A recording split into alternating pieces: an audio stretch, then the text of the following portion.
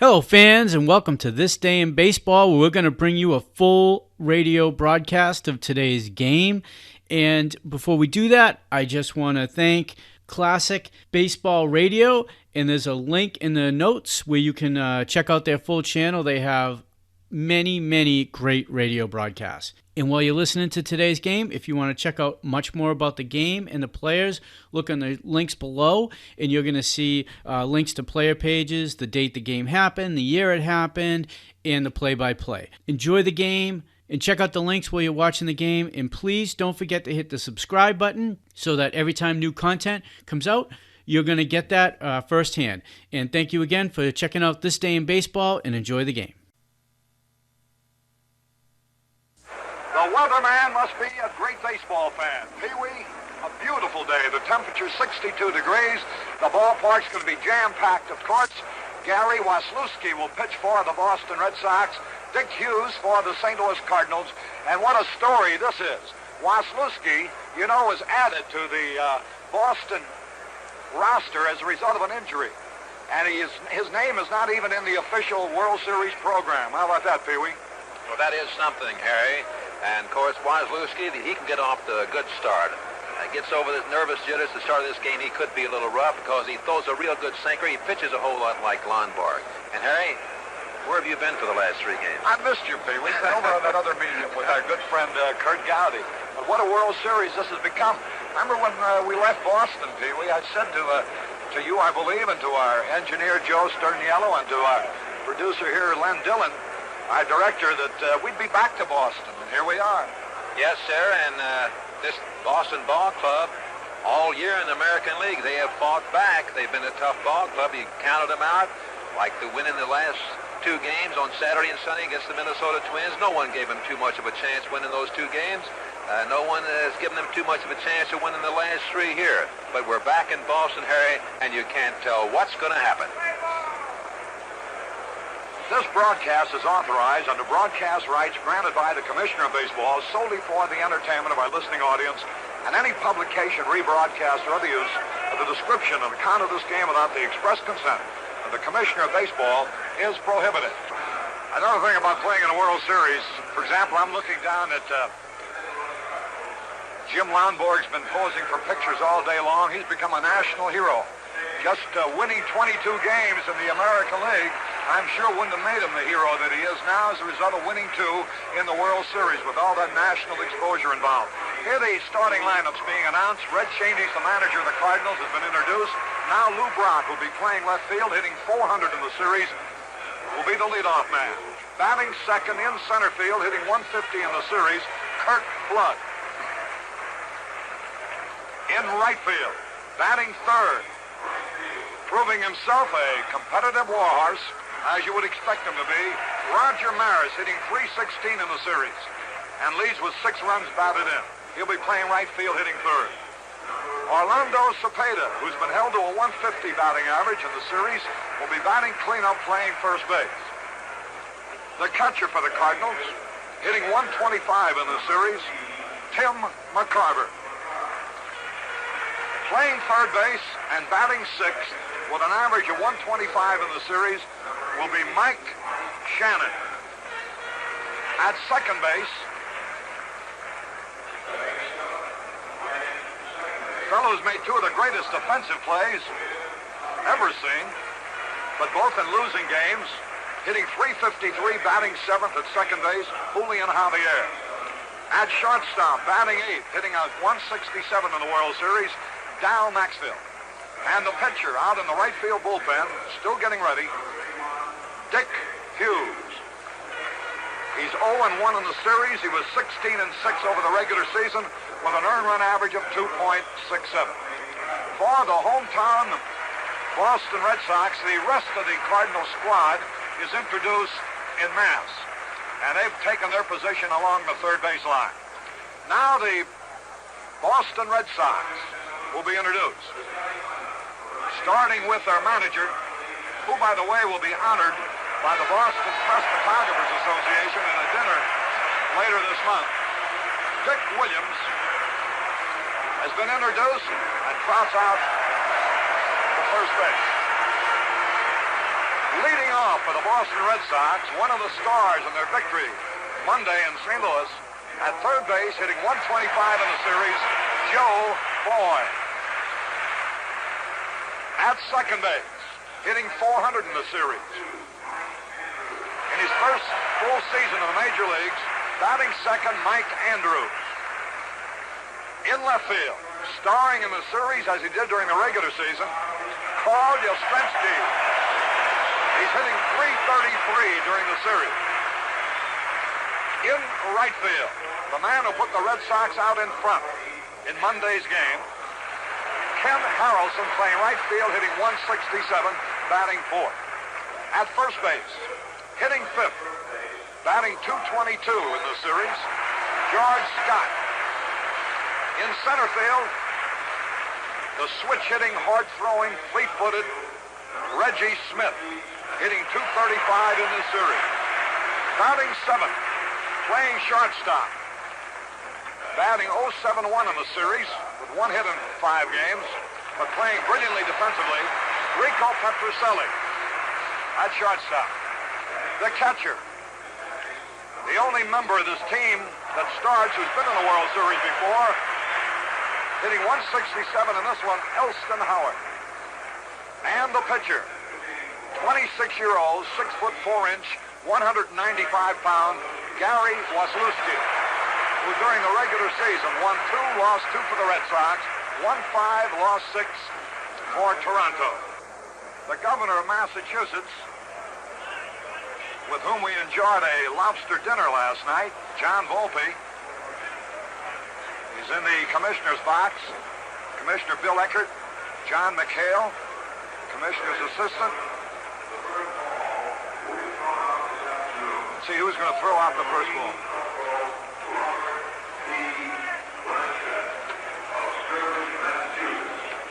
I think you caught that. United States Marine Corporal Robert P. Blanchett, Sturbridge, Massachusetts, wounded last May in Vietnam, and presently recuperating in his home in Sturbridge. Has just tossed out the first ball. Elston Howard returns the ball to him as a souvenir, and the Red Sox take the field. The wind is blowing towards right field at about from 10 to 20 miles an hour out of the west.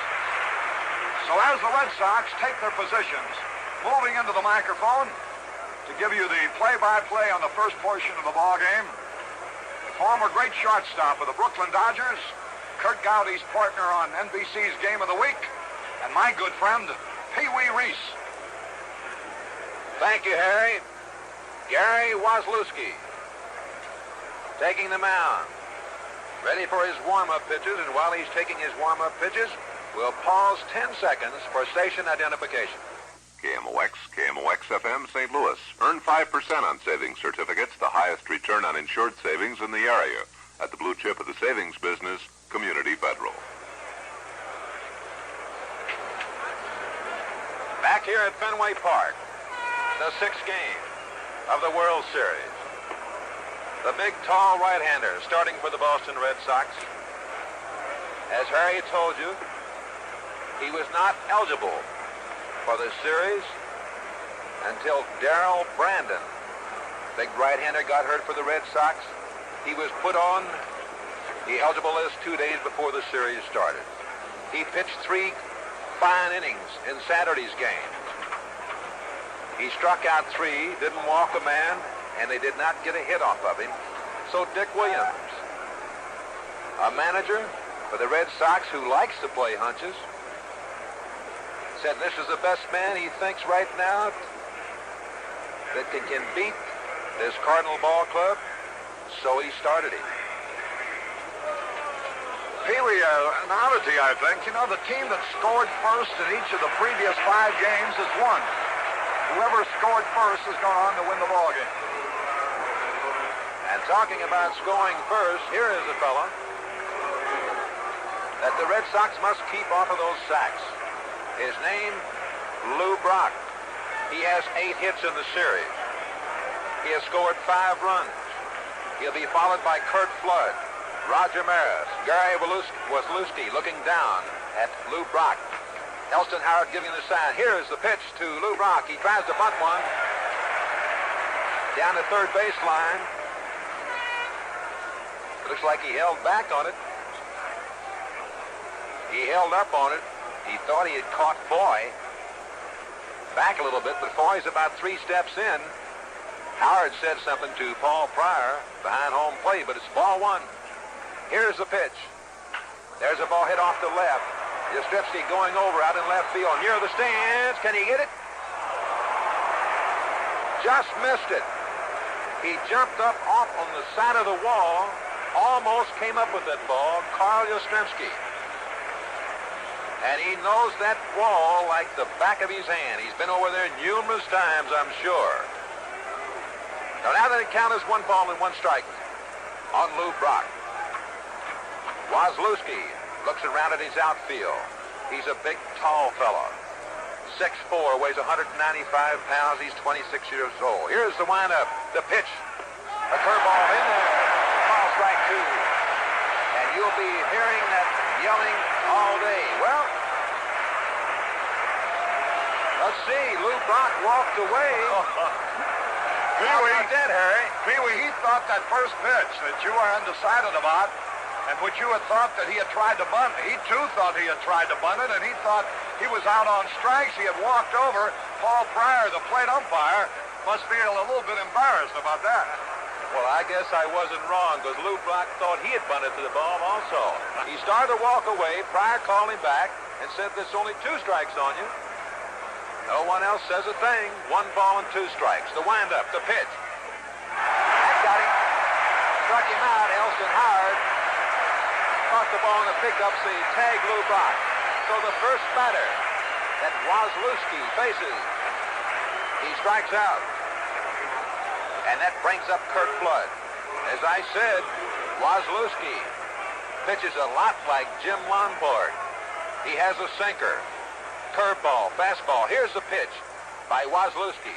A tap out to second baseman Mike Andrews. He has it, flips the ball over the top. And that's all for Curt Flood. 2 up and 2 down here in the top half of the first inning.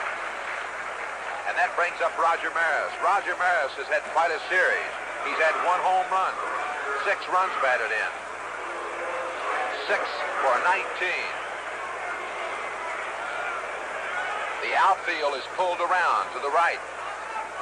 You know, he slapped the double in left field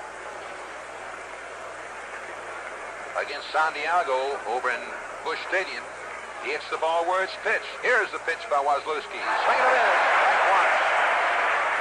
Waslewski has that sinker ball working. Against the sinker ball pitcher, you must make him bring the ball up. If you swing at that ball below your knees, you'll hit those grounders all day. Here's the pitch. Fastball outside. Makes it count 1 ball and 1 strike. Elston Howard out in front of that home plate. One of the real fine catchers of all time, Elston Howard. He's giving the signs. Holds that target right in the middle. Here's the pitch. Swing and a miss. Strike 2. 1 ball and 2 strikes on Roger Maris. Pee-wee, if this youngster keeps that stuff all afternoon long, it's going to be a tough day for the Cardinals. 1 ball, 2 strikes on Roger Maris. It's 2 away. Fenway Park, the 6th game of the World Series. At the foul straight back, and the count remains 1 ball and 2 strikes. He seems faster here than he did in that relief stint in St. Louis. And you recall he struck out Brock first time he faced him there, and the first time he faces him here today, he struck him out.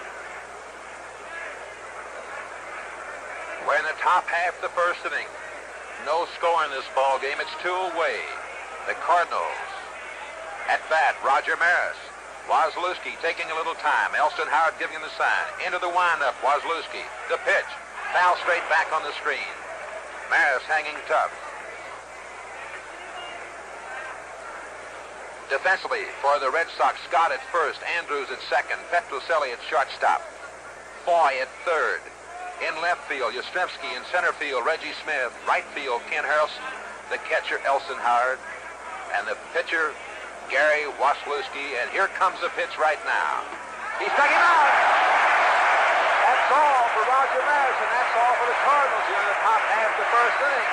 So the score, After one half inning of the play, it's the Cardinals nothing, and the Red Sox coming to bat.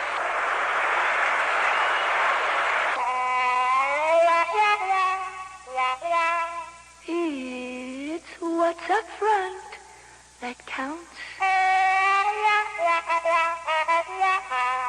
And up front ahead of the filter,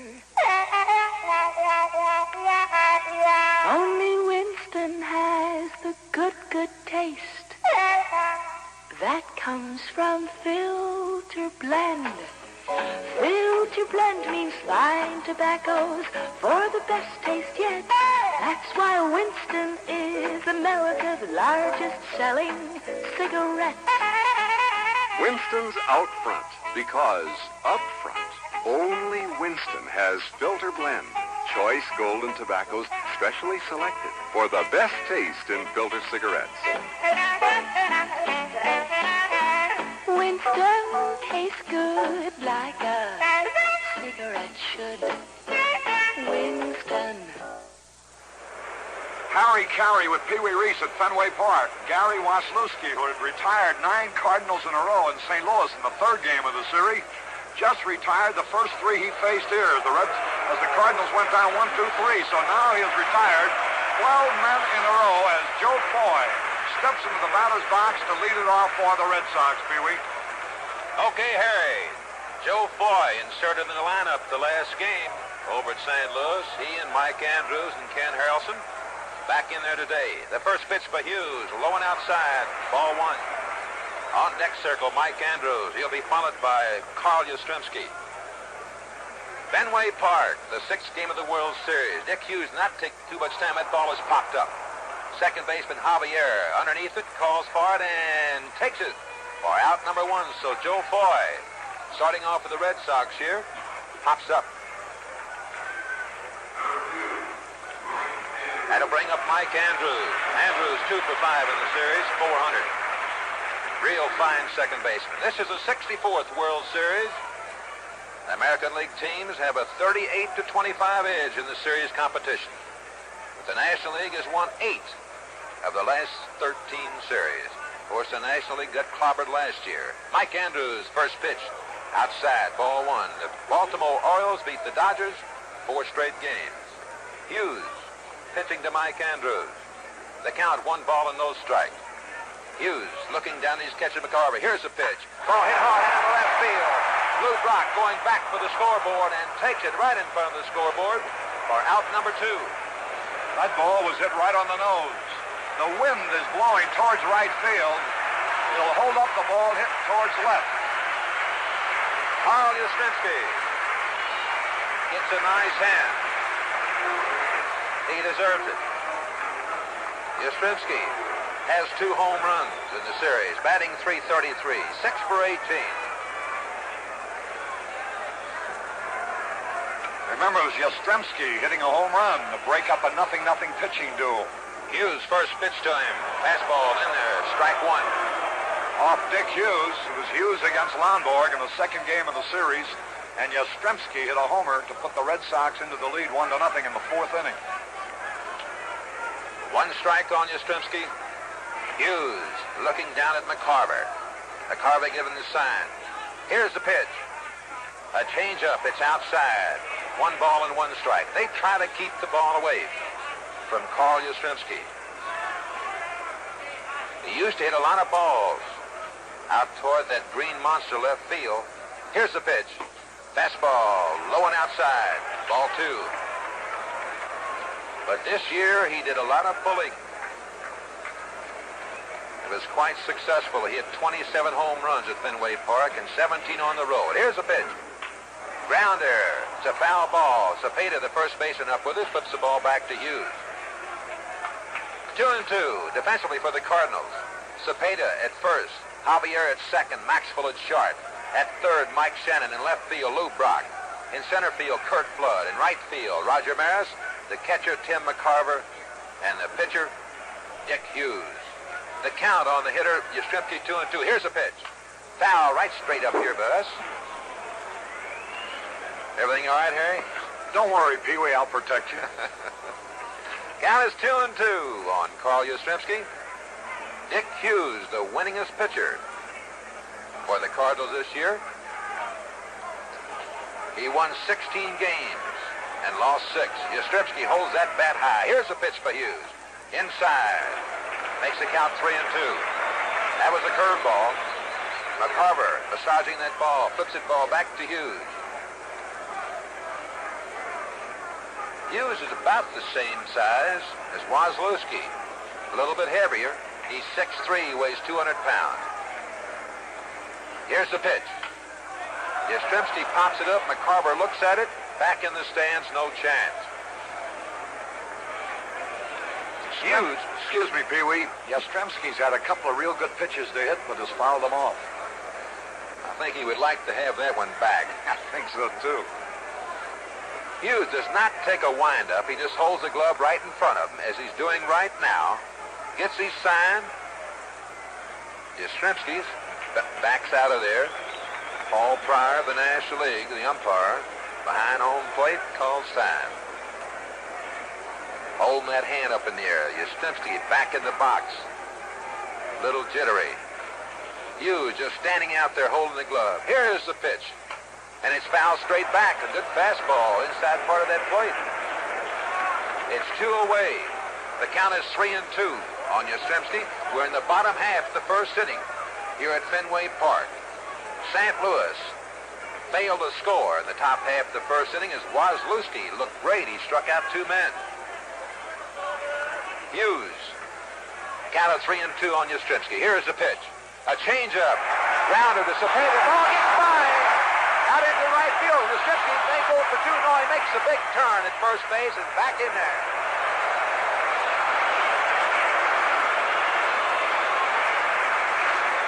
That ball was hit hard right at Cepeda. We'll have to wait and see whether he gets a hit or an error, and they gave Yastrzemski a hit.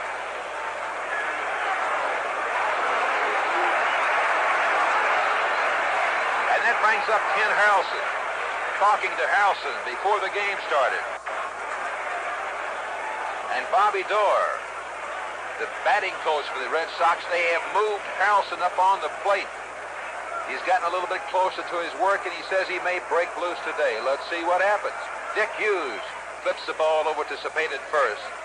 Yastrzemski with not too much of a lead. It's 2 away. Base runner on at first base is Yastrzemski. Hughes looking down. He's set. Here's the pitch. Harrelson swings and misses. Strike 1. As Harry told you, Hughes spent 9 years in the minor leagues. He said it was a long, tough fight getting up here, but it was worth it. And they say what helped him to stay here was that Billy Muffett, the pitching coach for the Cardinals, taught him this no wind-up pitch of his and gave him control. Here's the pitch. He's swinging and miss. Strike 2. As Hughes threw the ball right by Harrelson. That's been his best fastball, Pee-wee. It looks like he got what he'd been trying to throw a little earlier. Real good fastball. Dick Hughes pitching to Ken Harrelson. Yastrzemski on at first. Hughes comes set, looks over to Yastrzemski. Here's a pitch. It's a curveball, a breaking pitch outside. Makes the count 1 ball and 2 strikes. The umpires today, Pryor behind home plate at the National League.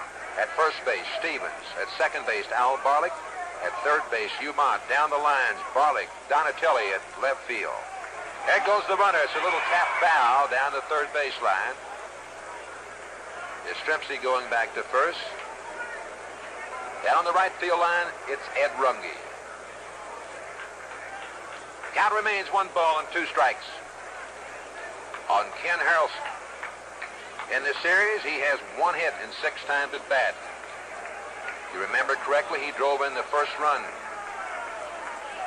in Monday's game over at Busch Stadium. Here's the pitch to Harrelson. He struck him out. So that's all for Ken Harrelson. That's all for the Red Sox here in the bottom half of the first inning. The score after 1 inning in play, the Cardinals nothing and the Red Sox nothing.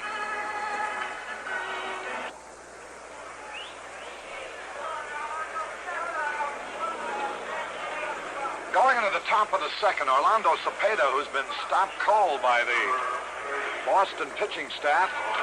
He's had only 2 hits in the series, both doubles. He's hitting 150, and he'll be leading it off for the Cardinals in the top of the second with no score in this ballgame. Yes, sir, Cepeda's had a little trouble so far in this series. We're in the 6th game. Waslewski into the windup. The pitch. Sidearm fastball inside, ball 1. Waslewski's 3/4 sidearm. His ball runs in on a right-handed hitter. Cepeda holding that bat straight up in the air. Here's Waslewski. The pitch. Fastball right in there. Call strike 1. 1 ball, 1 strike on Cepeda as he backs out of there. Saying something to the umpire, Paul Pryor. Cepeda has 2 hits and 19 times at bat. Waslewski taking the sign from Elston Howard. Into the windup. The pitch. Curveball, it's popped up. So far, the third baseman may have a chance for it. Wind brings it back in, way back in. And he takes it for out number 1. So Cepeda still having a little trouble getting a base hit. And that's been the one of the reasons that the Cardinals had a little trouble scoring. Here's another fellow, McCarver, has 2 for 16, batting 125. He's having a little trouble. Left-handed hitter, the big catcher, crouched over that plate. Backs out now. Paul Pryor calling time. They play him about straight away. The Foy, Joe Foy, the third baseman's in on the grass. A good sinker low and outside, ball 1 by Waslewski. It's 1 away. We're in the top half of the 2nd inning. Carey, and I'm Pee Wee Reese, bringing you the 6th game of the World Series here in Boston. And a beautiful day it is. You'd have never thought it if you'd have been here last night. Couldn't ask for a better day. Waslewski looking down at his catcher. Here's the pitch, the windup. Ground ball out to shortstop. Petrocelli has it up with it over to George Scott. And that's all for McCarver. And it brings up Mike Shannon.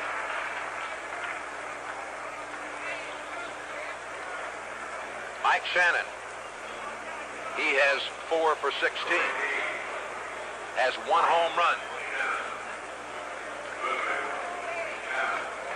Big right-handed hitter. Third baseman for the Cardinals. Up there right now. Back in that batter's box. Waslewski, the windup. Here's the pitch. Swing and a miss on a curveball. This fellow looks to me like he could be a little rough. 1 strike on Mike Shannon. Waslewski, the windup, the pitch. Curveball, just got the outside corner. Strike 2. So quickly, Waslewski gets ahead of Mike Shannon.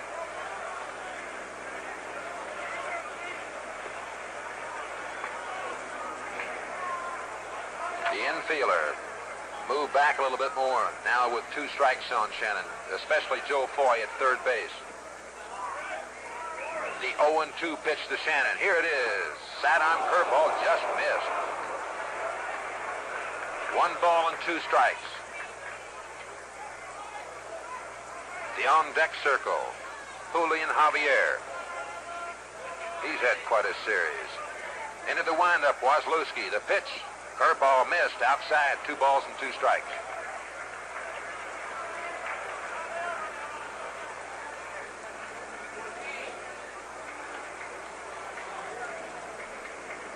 Waslewski. A little bit slower. Mike Shannon. In the box. 2-2 is a count on him. There are 2 away. Into the windup.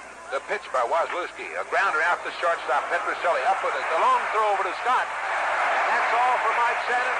And that's all for the Cardinals here at the top half of the 2nd inning.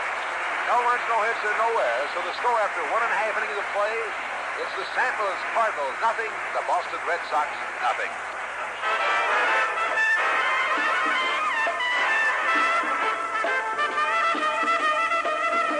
Now Romeo said, Julie, baby, our little compact is a bust. I've been down to see the Dodge boys. Start for us, start give us fever. Dodge fever, with its sleek shape, fever that's got everyone.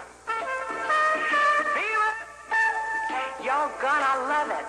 That's why Dodge is #1. You get the fever. Dodge fever, you get the fever. Dodge fever. And for a great deal on America's first choice in compacts, the man-sized Dodge Dart. See your nearby Dodge dealer. He'll show you why Dart is America's largest-selling six-passenger compact.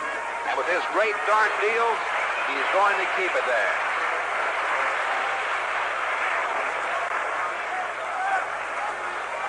Bottom half the second inning, George Scott leading off for the Red Sox. No score in this ball game.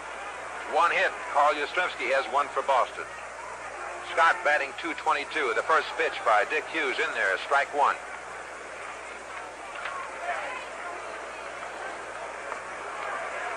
Dick Hughes, here's the pitch. Hit out into left field. Will the wind get a hold of it? Yes. Lou Brock coming back in a couple of steps and takes it for out number one. And George Scott almost got that one. We've talked so much about this green monster wall out in left field. It's about 300 feet down the left field line. A concrete wall about 15 feet, then it has a tin wall about 40, 45 feet, then a screen on top of that.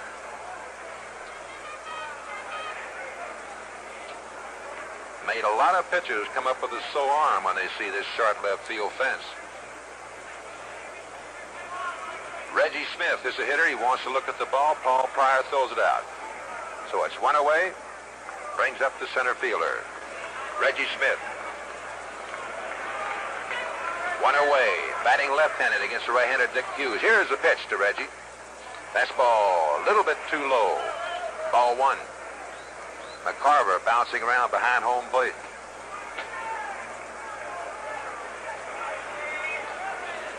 Reggie Smith led the Red Sox. Has the ball hit out into left field. Right field, Roger Maris right there and takes it for out number two. Two balls hit pretty hard. One to left and one to right. What to say about Reggie Smith? He has good speed. He led the Red Sox in stolen bases with 16. Rico Petrocelli is a hitter with two away. Dick Hughes standing, staring down at his catcher. Here's the pitch. Curveball. Got the outside corner, strike one. Petrocelli having a little trouble getting a base hit. He's 1 for 14 in the series. Here's the pitch by Hughes. There's the ball hit. It could be gone. A home run for Rico Petrocelli.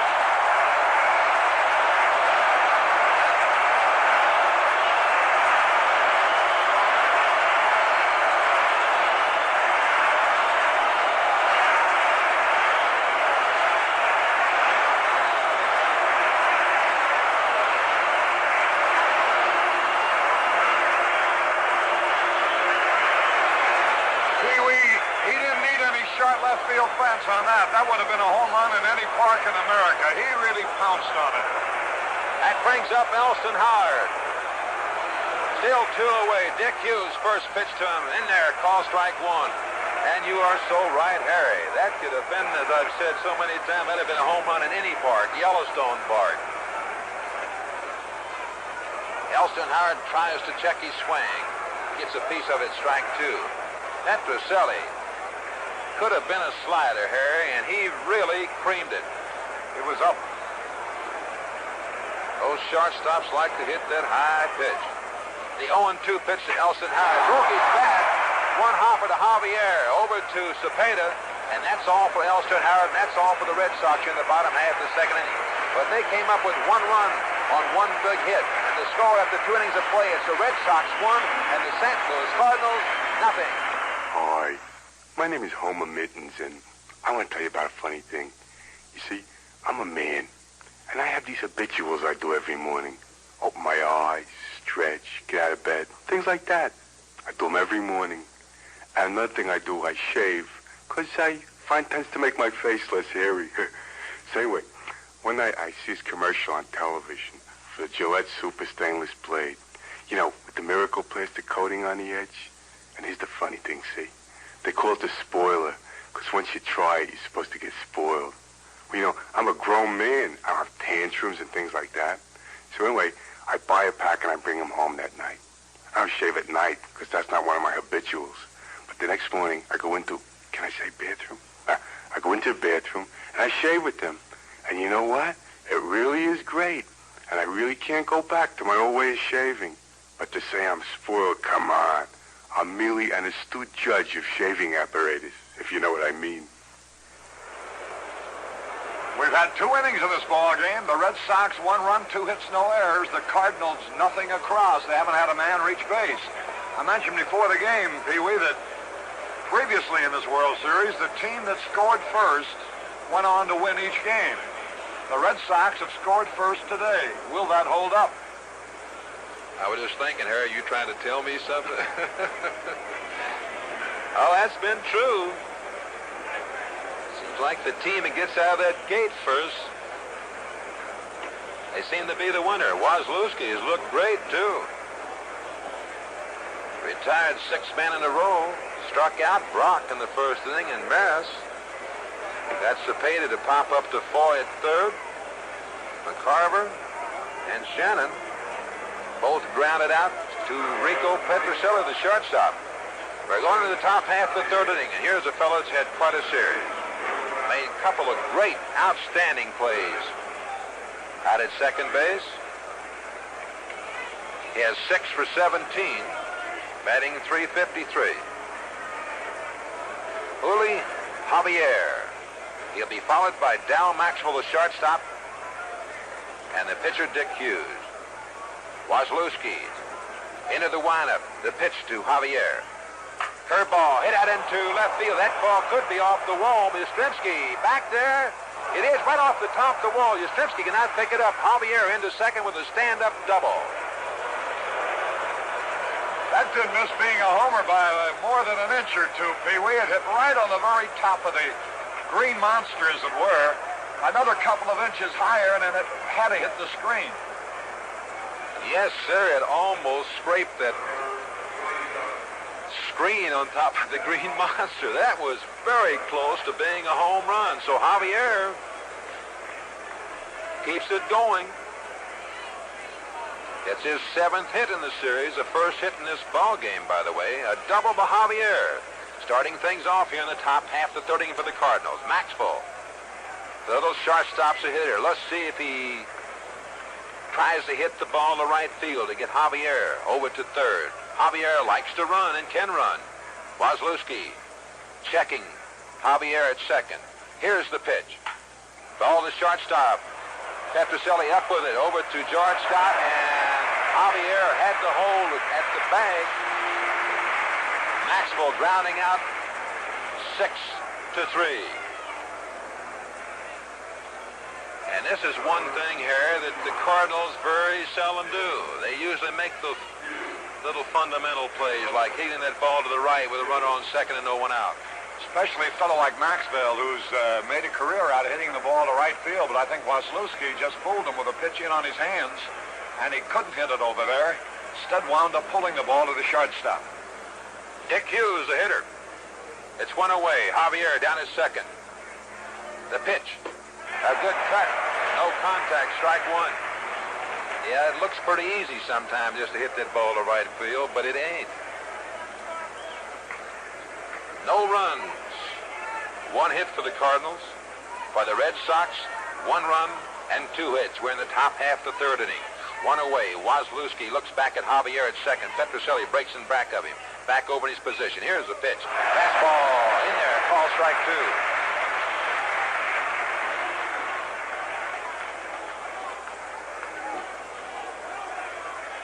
Petrocelli trying to keep Javier close at second base as Mike Andrew, the second baseman, playing Hughes to hit to right. He's way off to the right, almost on the grass. Petrocelli comes up in back of him now. Waslewski, pitch to Hughes. He strikes him out.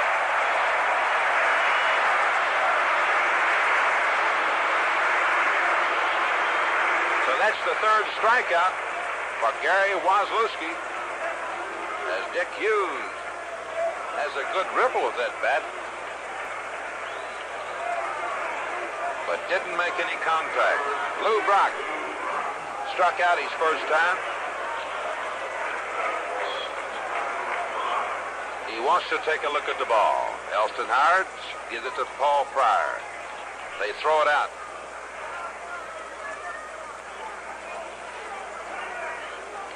Javier started the inning off with a double off of the green monster, the left field wall. Just barely missed being a home run. But he's still down there after 2 men out. Lou Brock having a chance to tie this game up. He has a closed stance. He hits the ball where it's pitched. Liable to hit it to the left, back through the middle, to right. Waslewski, here's the pitch to him. They try to keep the ball down. It's a little outside, ball one. Brock, a good high ball hitter. He can slap the ball, but he also has good power. This is his second World Series. He had 300 in the '64 series and did not have a stolen base. Waslewski looking back at his runner. Here's the pitch. Fastball outside. Ball two. Pitching very carefully to Brock, who's been a hot hitter in the series. He has a base open, but Brock represents a lead run. He doesn't want to walk him intentionally, but with a right-handed batter coming up next, he wants to make sure he doesn't make a mistake to Brock.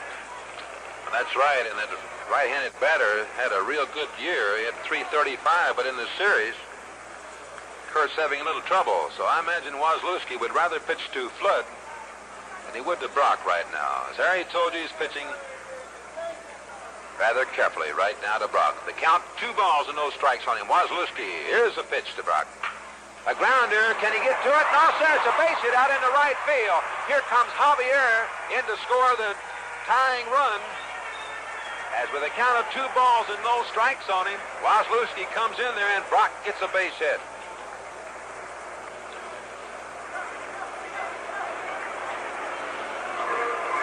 So that's the second hit given up by Waslewski. Waslewski elected to pitch to Lou Brock. They say that Waslewski has a real fine move to first base. He had better have, because Brock likes to run. Curt Flood, there's the pitch. Over to first base, a good move. 2 away. 1 run, 2 hits for both clubs. Another throw to first base, and he does have a good move, Harry. Oh, I should say he does.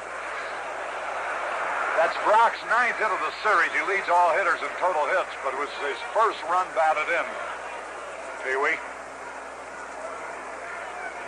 Well, in the top half of the 3rd inning, Waslewski trying to hold Brock close at first base. Brock trying to get that good lead. Waslewski looking down to his catcher, Elston Howard. He takes his time. Here's the pitch, and there goes Brock. The pitch is swung on the throw. Did he get him? He's safe.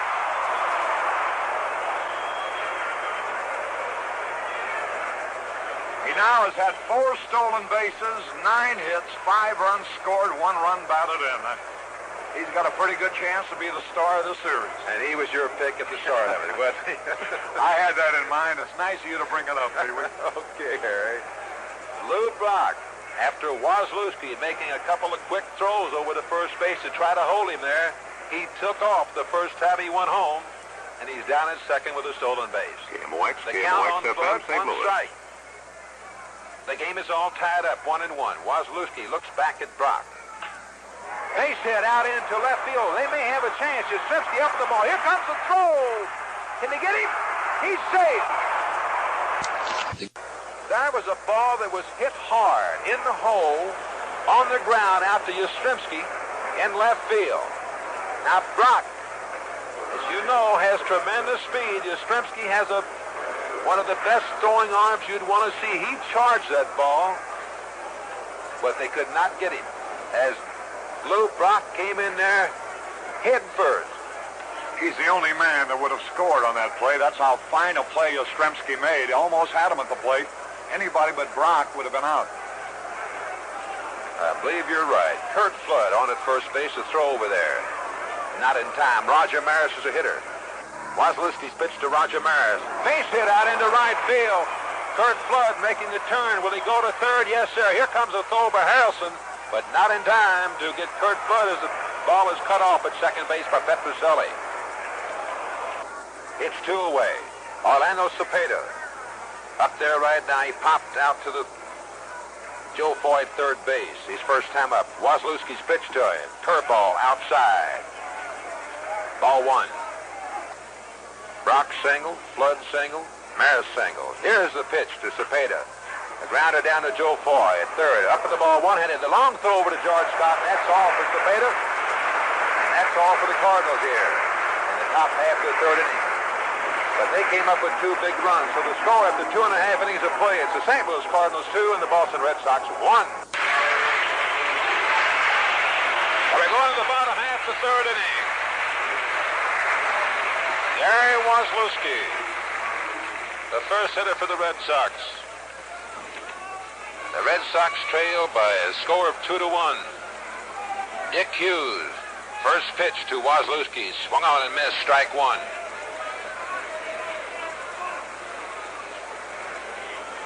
Petrocelli hit a home run for the Boston Red Sox only run. Here's a pitch by Hughes, curveball, swung on and missed, strike 2. Waslewski will be followed by Joe Foy and Mike Andrews. Dick Hughes looking for his first win in the World Series. He lost one the second game against Lundborg. He struck Gary Waslewski out on a good fastball, just got that outside corner. He was caught looking.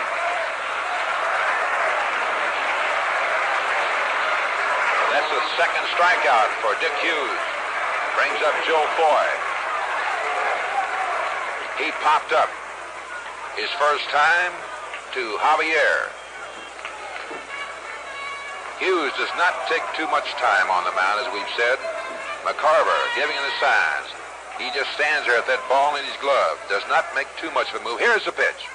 A slider that's high and inside. Ball 1. Cepeda at first, Javier at second. Maxwell at short, Shannon at third. Here's the pitch. A good fastball. Just got the outside corner. 1 ball and 1 strike. Really, Hughes throws his slider so hard, it's hard to distinguish whether it's a fastball or a slider. 1 ball and 1 strike. The pitch. It's popped up again. Maxwell, the shortstop, shading his eyes. He backs up and takes it for out number 2.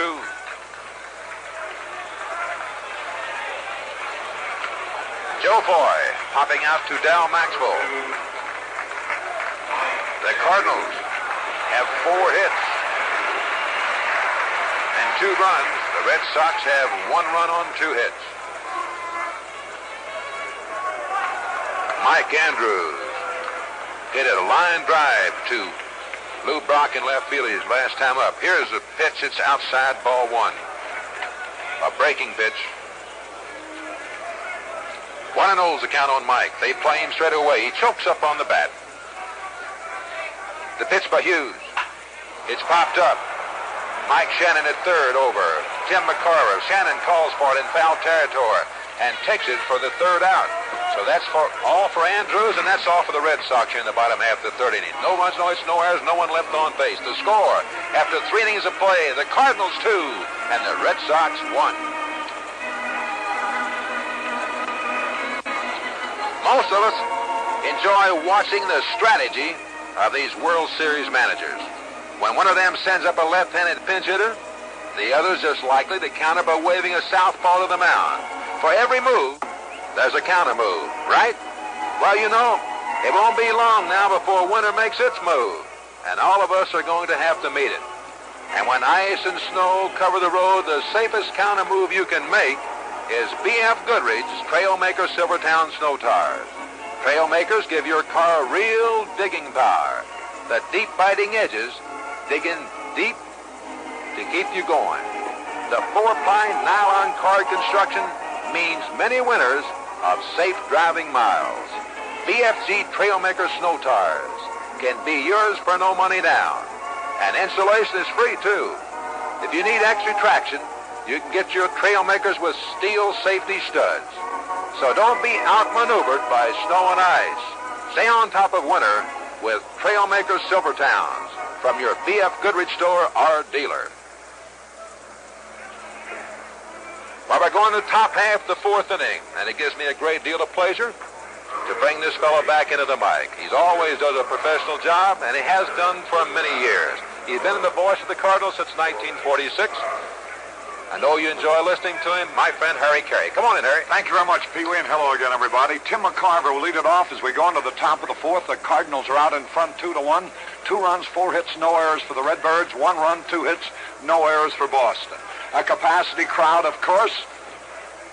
It's almost redundant to even mention crowd here. You know that it's jam-packed every day at the small Fenway Park. McCarver, who hasn't had a good World Series. He's had 2 out of 17 so far. Left-handed batter against Gary Waslewski. The wind-up, the first pitch. Fastball in there at the knees, a strike is called. Foy playing wide of third base. The outfield plays McCarver straight away. Hits the ball to all field. The second baseman, Andrews, plays him a little bit to pull. 1 strike and no ball. The wind-up by Waslewski, the pitch. Curveball, low and outside.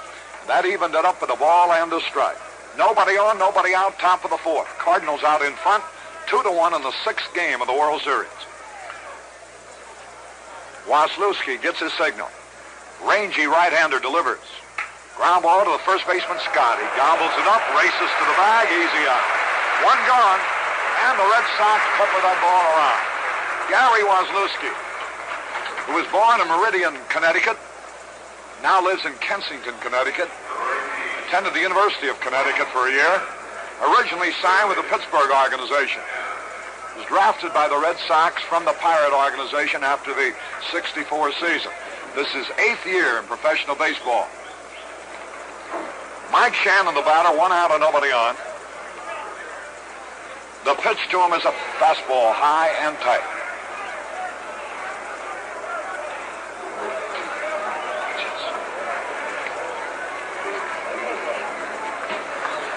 Lou Brock stole his 4th base of the World Series in that Cardinal 3rd inning. Here's the pitch. Swung, and he missed a fastball. And this would be a new record for a 6-game series, breaking the record of 3 by Eddie Collins of the White Sox back in 1917. Mike Shannon, 1 ball, 1 strike. The pitch by Waslewski, swung, ground ball, sharply hit to Petrocelli.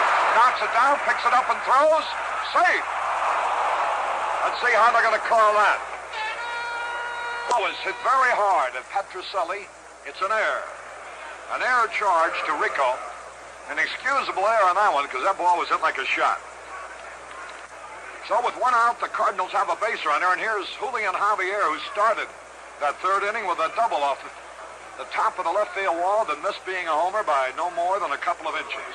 Javier, having a fine World Series, was 7 out of 18. Straddles the plate.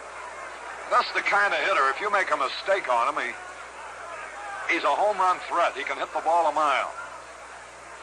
Shannon the lead. Waslewski from the belt. Ready to fire. Now time is called as he took so much time on the hesitation. Knocked Javier off his rhythm up there, and he called for time. No balls, no strikes on Julián Javier. Runner at first base, 1 out. The Cardinals leading 2-1. We're in the top of the 4th.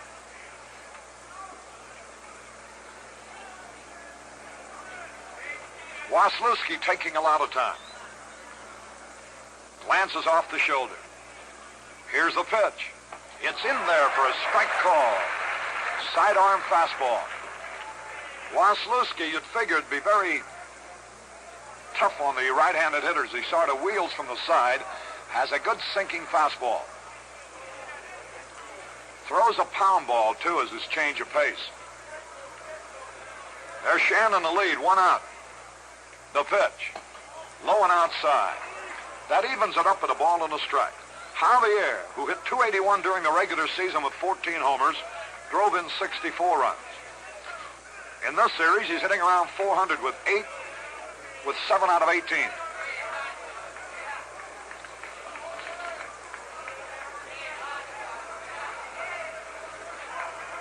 Four of his 7 hits have been doubles, by the way, for Javier.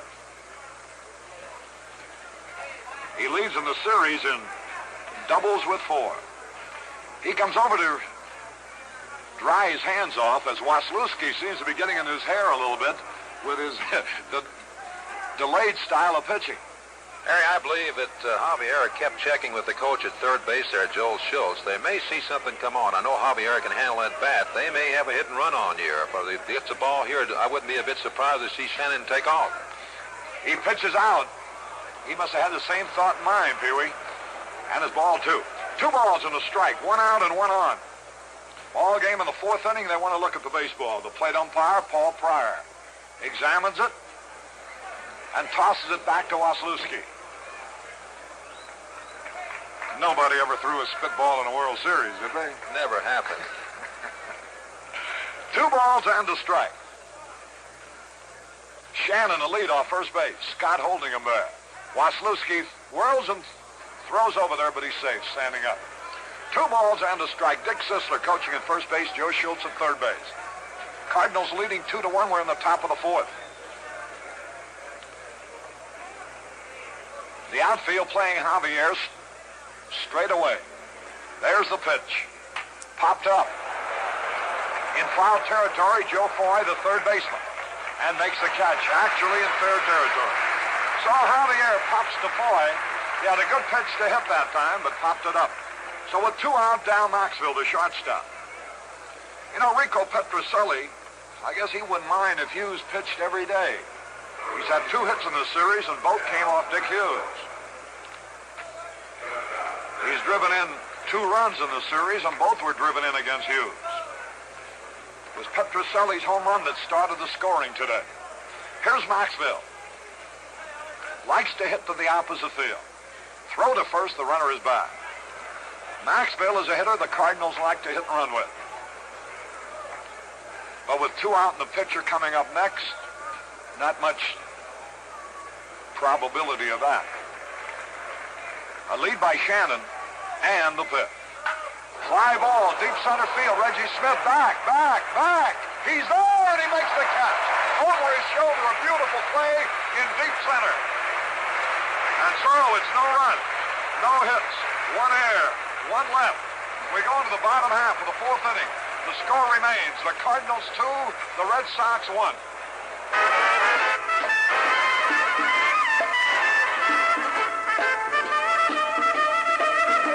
Now Cleopatra said to Tony, this barge we're driving is all wet. Let's go down and see the Dodge boys and trade it for a coronet. You get the fever, Dodge fever. When you see it, fever from the swing and style.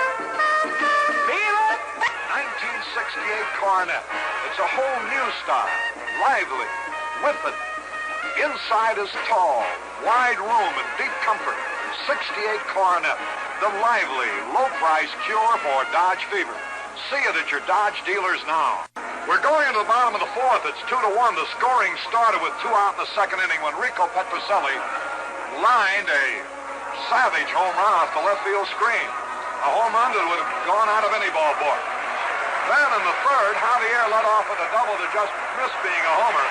The next 2 men went out, but the irrepressible Lou Brock singled to right to score Javier with a tying run. Flood singled after Brock had stolen second for his 4th stolen base of the series to score Brock with a go-ahead run, and that's where we stand now. Here's Yastrzemski to lead off against Dick Hughes. The first pitch. Slow curve is outside. Yastrzemski homered off Hughes here in the 2nd game of the series. So he's had 2 out of 3 against Dick Hughes as a result of a single off Cepeda's glove in the first inning today.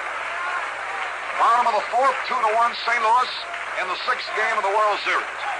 If the Cardinals win, it's the final game. Here's the pitch low, a sinking fastball. If the Cardinals lose, it'll be a 7-game World Series with Gibson versus Lonborg tomorrow. And what a dramatic finish that one would be. Carl Yastrzemski ahead of Hughes with 2 balls, no strike. Fouled it back, and you knew he'd be getting a cut if the pitcher's over that plate. Yastrzemski hasn't become famous by drawing bases on balls. It's hitting the ball out of the park that's made him the Triple Crown winner and the MVP. 44 homers during the season. The pitch. There's a long drive. Might be out of here. It could be. It is a home run.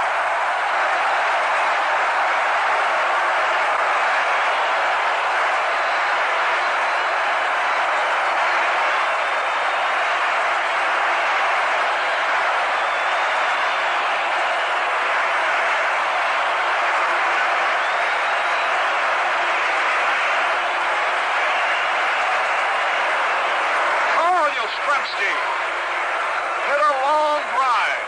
You wondered whether the wind might hold it up. Deep in the left center off the screen. And this game is tied up as the Red Sox are showing their muscle here today with 2 home runs. Here's Harrelson. The pitch is low. Dick Hughes struggling all since the game started. It's tied up on home runs by Petrocelli and now Yastrzemski.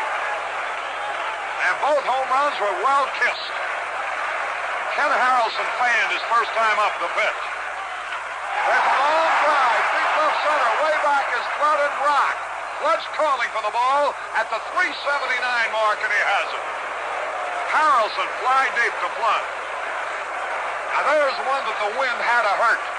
Hit towards left center, the wind blowing out of the west towards right field. Saw that it drifted the ball towards the deeper point in center field where Flood grabbed it. Here's George Scott. This crowd has really come to life. The Red Sox have come from behind to tie it now at 2-2. Yastrzemski's 3rd homer of the series. Scott half swing on the first pitch, strike 1. Yastrzemski has hit 2 of his 3 home runs off Hughes. 2 runs, 4 hits, no errors for the Cardinals so far. 2 runs, 3 hits, 1 error for the Red Sox. Here's a pitch to Scott. High, pop, foul, outside first, near the stands, out of play. 2 strikes, no ball. Scott hasn't driven in a run in the series, hasn't had a homer in the series, hitting .222. During the regular season, he hit 19 homers. He's had 4 out of 19 so far. You know, in the second game of this World Series with the score 0-0, here's a pitch, curve outside. Yastrzemski was the leadoff man in the 4th inning and drilled a line drive into the right field seats off Hughes to give the Red Sox a 1-0 lead. Here's the pitch. Scott takes a curve low and outside to even it up. Hughes is struggling. He's not the same Hughes we saw many times during the regular season. He's not as quick and he's not as sharp. 2 balls, 2 strikes. The pitch to Scott. Ground ball up the middle. Maxfield to his left nicely. The throw, he's on. Maxfield roamed to his left near second base, scooped up Scott's roller and threw him out. That's 2 away, and it brings up Reggie Smith. The similarity of situation, I mentioned in the second game how Yastrzemski, the first man up in the 4th, hit a homer to give the Red Sox a 1-0 lead. They went on to shut out the Cardinals. Now today in the 4th inning, he led off again. Another home run, this time to left center, to give the Red Sox a tie at 2-2. The pitch to Reggie Smith. Curve in there, a strike call. Ball game in the bottom of the 4th, all tied up, 2-2. Hughes pitched to the left-hand batter. Inside, forced him back, a slider. And the count evens at a ball and a strike. Reggie Smith hit 15 homers during the regular season. He's had 1 homer in this series. Dick Hughes getting set. The spectacled right-hander. The pitch. Foul ball back and out of play. The Red Sox are getting good cuts.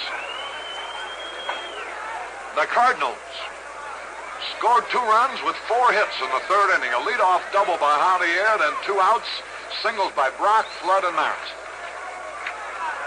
Nelson Briles has started to warm up in the bullpen for the Cardinals. He was a winner early in the series. Here's a pitch, foul back and out of play. And the count, 2 strikes and a ball.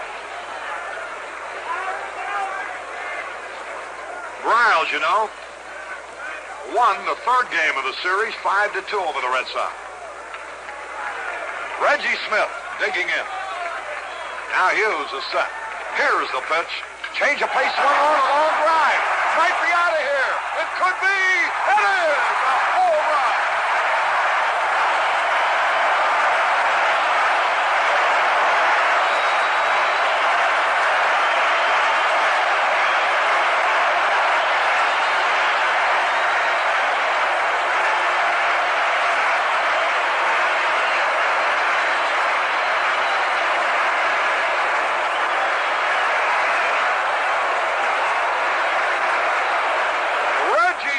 Second homer in the World Series puts the Red Sox into the lead, 3-2.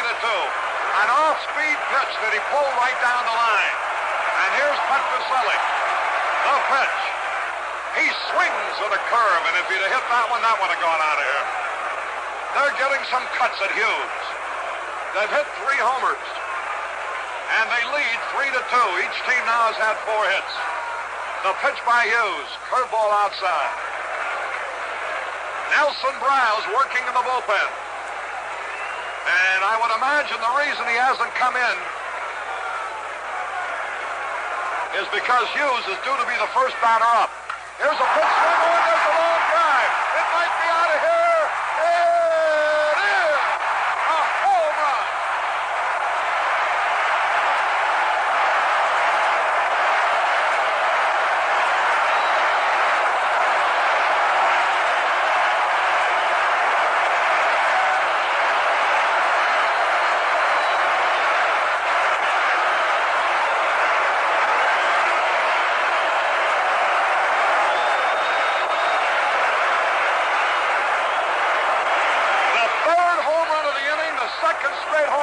Petrocelli. The reason the manager, Red Cheney's, I'm sure, hasn't taken Hughes out is because he is the first man up in the 5th inning and he wants to employ a pinch hitter and he doesn't want to waste Briles, so he's got Ron Willis getting ready now.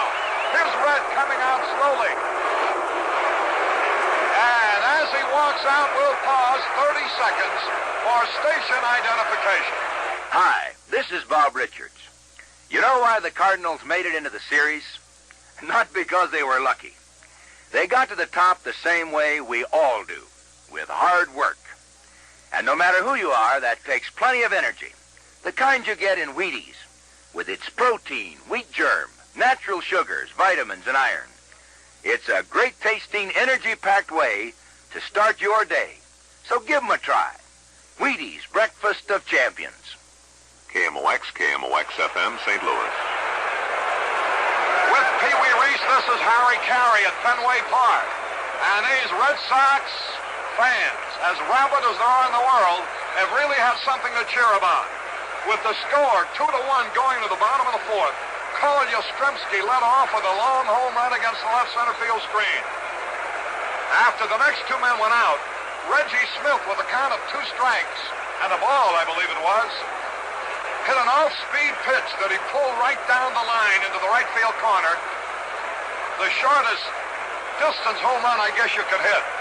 A line drive in there for a home run, and that gave the Red Sox a 1-run lead. And then Rico Petrocelli drilled one far over the left center field screen. And the Red Sox have scored 3 all on homers and are out in front 4-2 in the bottom of the 4th as Ron Willis now comes in. Nelson Briles continues to pitch out in the bullpen. Willis has only had a few minutes to get ready, and the purpose of Willis is to get Howard, and then they'll pinch hit for Willis in all probability in the top of the fifth and bring in Browse, one of their starting pitchers. Well, Harry, I think that you call the turn there. Of course, Red Shandy's, after the Red Sox had gone out and fought by a score of 3-2, and I'm sure that Red had noticed that they were having some pretty good cuts at Dick Hughes. He kept hoping he'd get the next batter out. It kind of hurt a little bit there. But Hughes didn't seem like he had as good as stuff today as he did in the second game that he pitched, Harry. And in the second game, he himself said that he didn't have his good stuff. So Dick Hughes, after a great season, has had trouble here at Fenway Park. And now Ron Willis comes in. Willis is making his third appearance. All in relief. He's allowed 2 runs to make that 4 runs. 3 hits. He's walked 4. Elston Howard will be the batter. 4-2 in favor of the Red Sox. Here's a windup by Willis to pitch. He had a cut and he missed strike 1. 1 strike and no ball. The Red Sox with a home run barrage. They've hit 4 homers today. And lead 4-2. The pitch to Howard. Swung at a curveball and missed. This is a record for a pitcher, allowing 3 home runs in 1 inning. So Dick Hughes will be in the record book. He won't be happy about it, but those are the facts. It's the first time that 3 home runs have been hit in 1 inning off a pitcher in World Series competition. 4 home runs off 1 pitcher in a game ties a record. Here's a pitch to Howard. Bouncing ball to Shannon. He fields it. Here's a throw.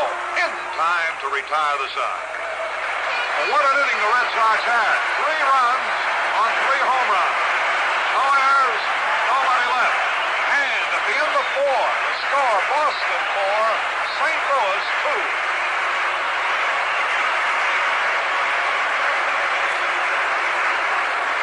You know, the experts tell me that the average guy has about 15,000 whiskers on his face, and that adds up to a lot of shaving day in and day out. That's the best reason I can think of for using Gillette Foamy. No other shaving creams in its league. Gillette Foamy is as rich and thick and moist and full of lather as your beard has ever come up against.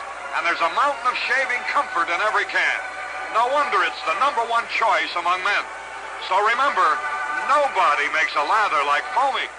Nobody makes a lather like Gillette. Your new Technocrat razor gives a very nice shave.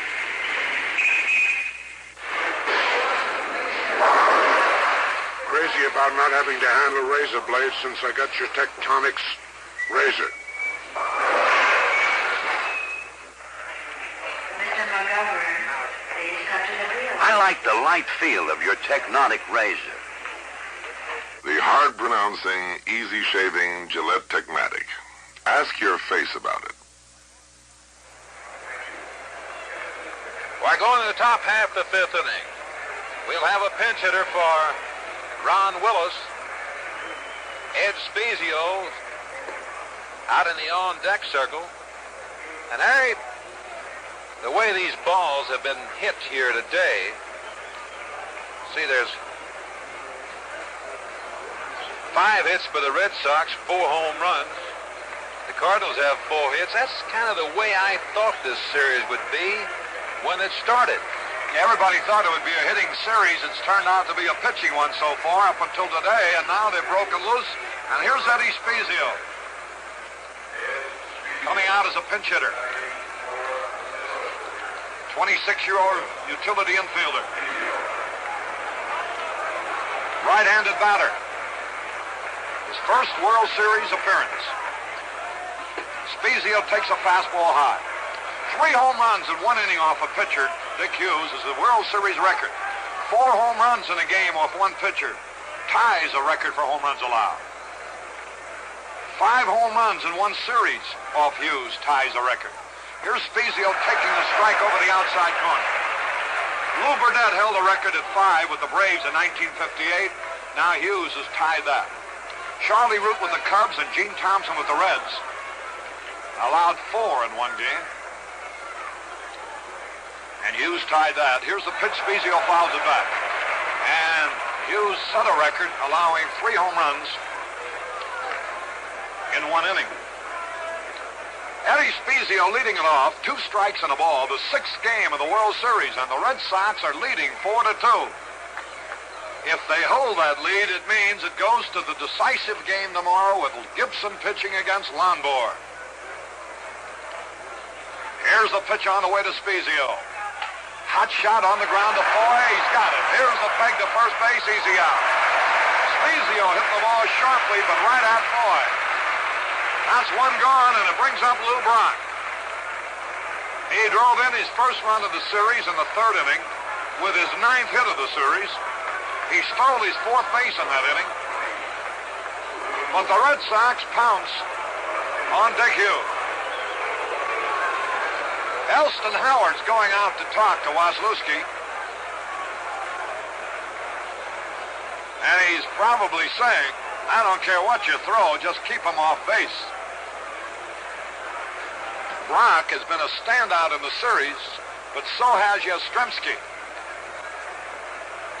Yastrzemski's 2 home runs gave the Red Sox the 2nd game victory as he drove in 4 of the 5 runs they scored, and it was his home run here today that tied it up in the 4th.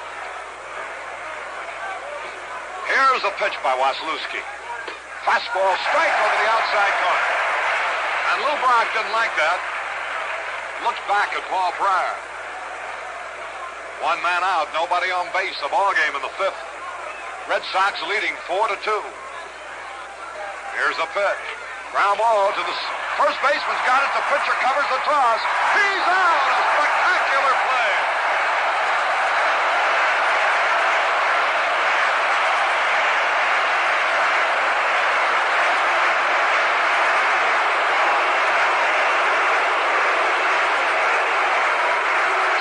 Scott ranged 4 to his right.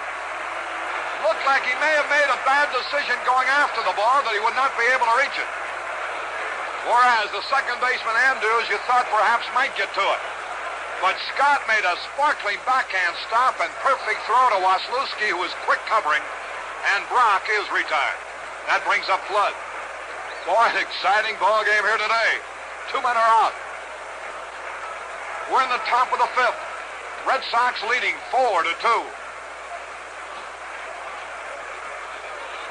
Gary Waslewski has a 2-run lead. And Flood had a cut at a curveball, fouled it off. The Cardinals have made 4 hits. Only 1 for extra bases, a double by Javier. The Red Sox have made 5 hits. 4 of them have been homers.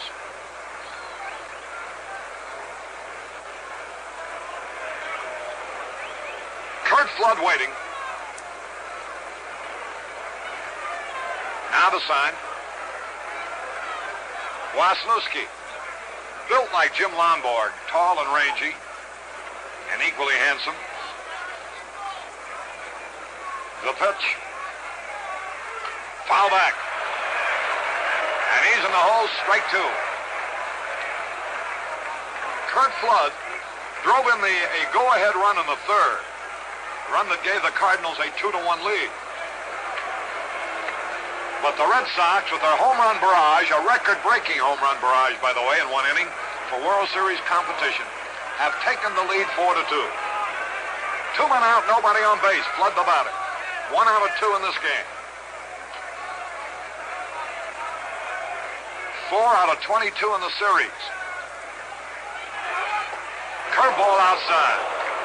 And the count, 2 strikes and a ball. The Cardinals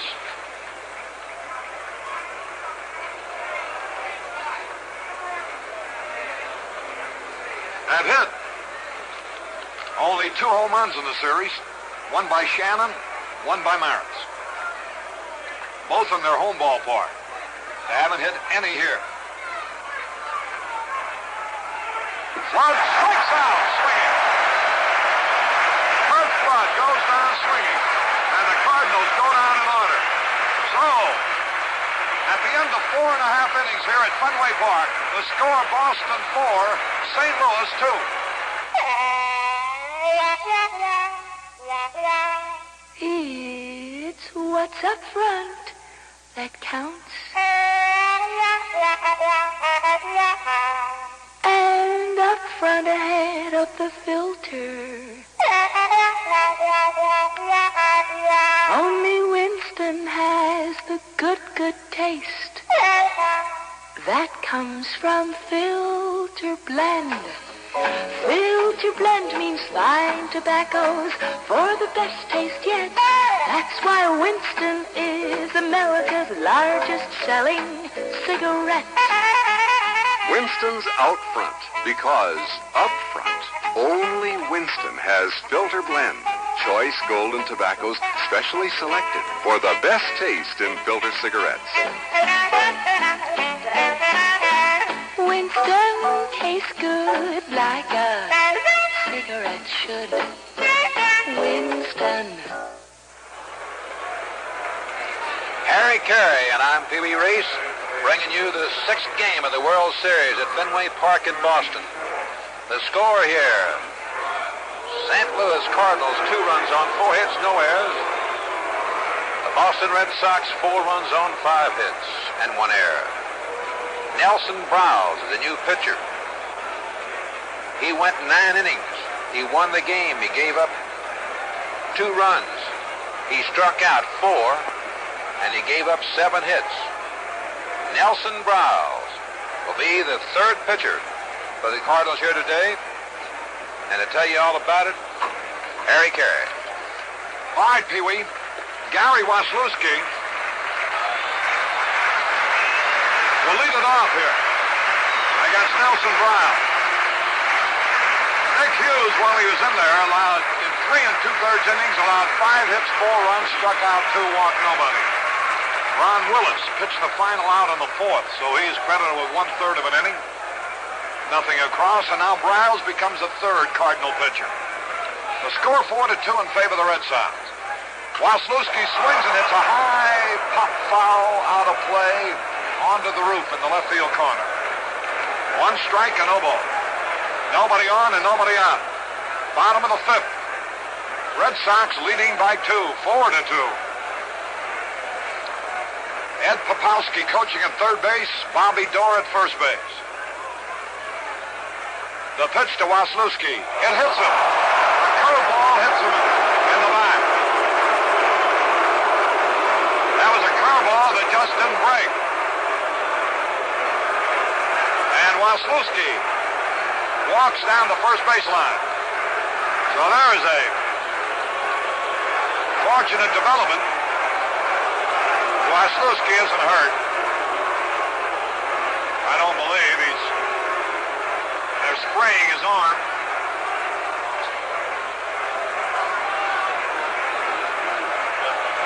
Buddy LaRue is spraying the left arm where he was hit. Waslewski, as you know, is a right-handed pitcher. Buddy LaRue, the trainer of the Red Sox, a very popular little fellow who for years was with the Boston Celtics.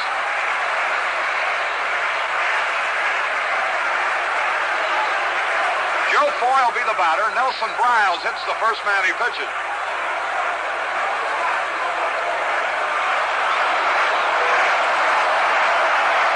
And here's Foy.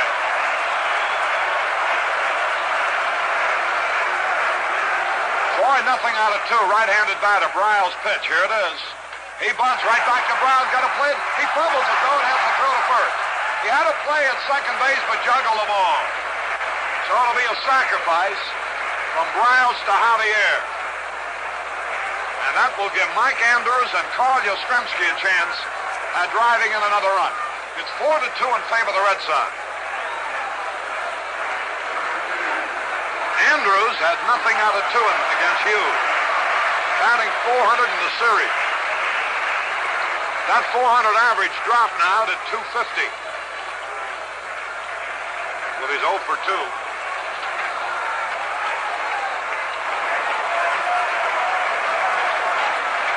Right-handed batter, a fine second baseman, this boy. The stretch by Bryle. The pitch.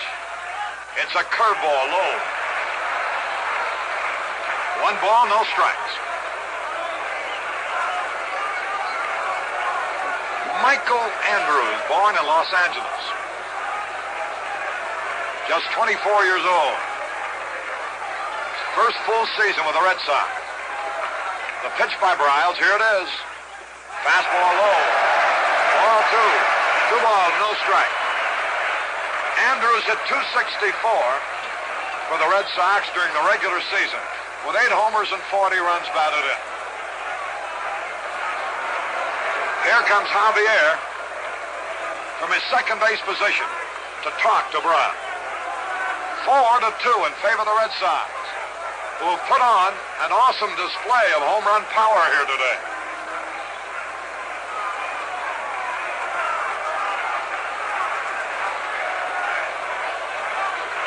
Javier plays Andrews straight away behind second base. The pitch by Bryle. Ground ball to Shannon. Holds the runner at second, throws to first. He's out. Waslewski had to hold second. Here's Yastrzemski. Somehow I have an idea that he's not going to get a chance to drive in a run. With first base open, there is no way that Mr. Yastrzemski will get a chance to swing that bat. Yeah, they're going to walk him.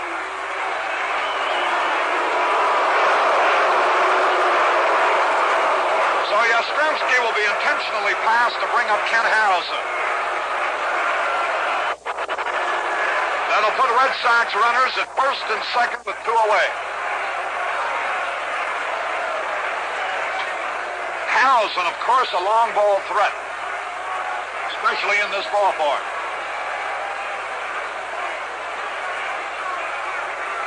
All 4 of these home runs, though, I think, Pee-wee, would have been home runs anywhere, with the possible exception of Reggie Smith's, that went right down the right field line.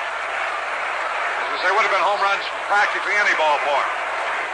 So here's Harrelson. Runners are at first and second. The score is 4-2. The pressure now is on the Cardinal. 2 days in a row they've had a chance to clinch the series. They got beat Monday in St. Louis, and they're trailing here Wednesday in Boston. Runners at first and second, 2 men are out. The score 4-2 Boston, bottom of the 5th, and here's Ken Harrelson. He's 0 for 2 today. Riles off the stretch. The pitch. Swung and he fouled it back. Harrelson has made one notable change in his hittings. He's begun to hit the ball where it's pitched rather than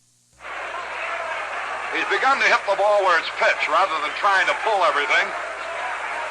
And he feels he's made himself a better hitter by hitting outside pitches towards right field rather than trying to pull them. The crowd is alive. The Red Sox are winning. 4-2 in the bottom of the 5th.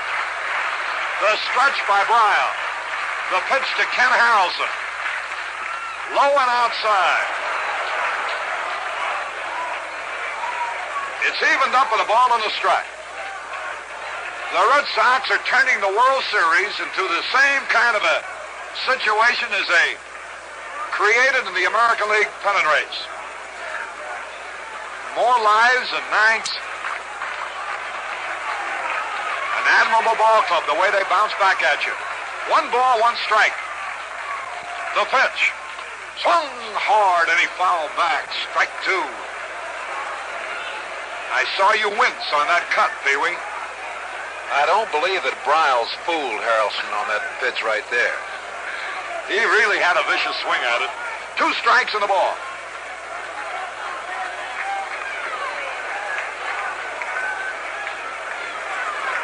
Harrelson digs in.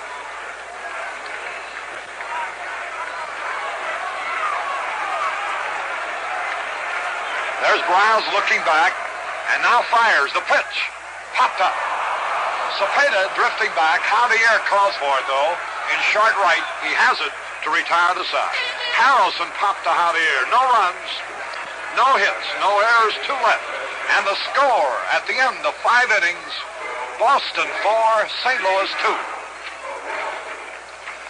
You notice how some infielders have the uncanny knack of always being right in front of the ball. They're in position and they're on their toes, and when the grounder comes, they're right there to make the play.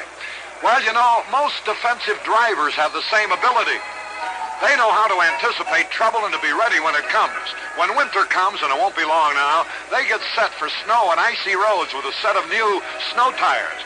And the snow tires many good drivers prefer are B.F. Goodrich Trailmaker Silvertowns. They're built to the toughest 4-ply nylon cord and have the deepest biting edges you can buy. The Trailmaker tread is wide and deep, sends you over icy roads with sure-footed safety. Trailmakers are quiet, too, and they won't put you into the poorhouse either. You can get your Trailmakers for no money down. And if you want steel safety studs, your BFG dealer can handle that, too. So get in a position for winter right now. Get Trailmaker Silvertown snow tires from your B.F. Goodrich store or dealer. We're going to the top half of the 6th inning. Harry Carey and I'm Pee Wee Reese bringing you today's game. The Boston Red Sox out in front right now. They have hit 4 home runs. They have 4 runs, 5 hits. They made 1 error.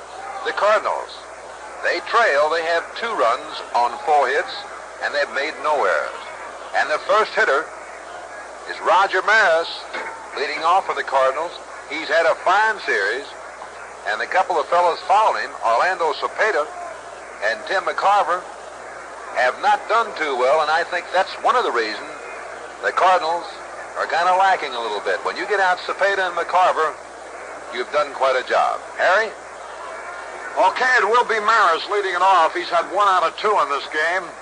7 out of 21 in the series, which is a .333 mark. He leads and runs batted in with 6, so he has done his bit. Had a fine season for the Cardinals, much better than the figures would indicate. 9 homers, 55 runs batted in, hit .261. But he won many a ball game for the Redbirds. Now he leads off the 6th, and Waslewski's first pitch. It's high and outside. Waslewski is tall and rangy. Wheels the ball sidearm into the left-handed batters. The pitch to Maris. Boy, that one had something on it, but the wild one goes back to the screen. Ball 2. 2 balls, no strikes. Waslewski, like all the other young Red Sox who have never been in a World Series, impress you with their poise under fire.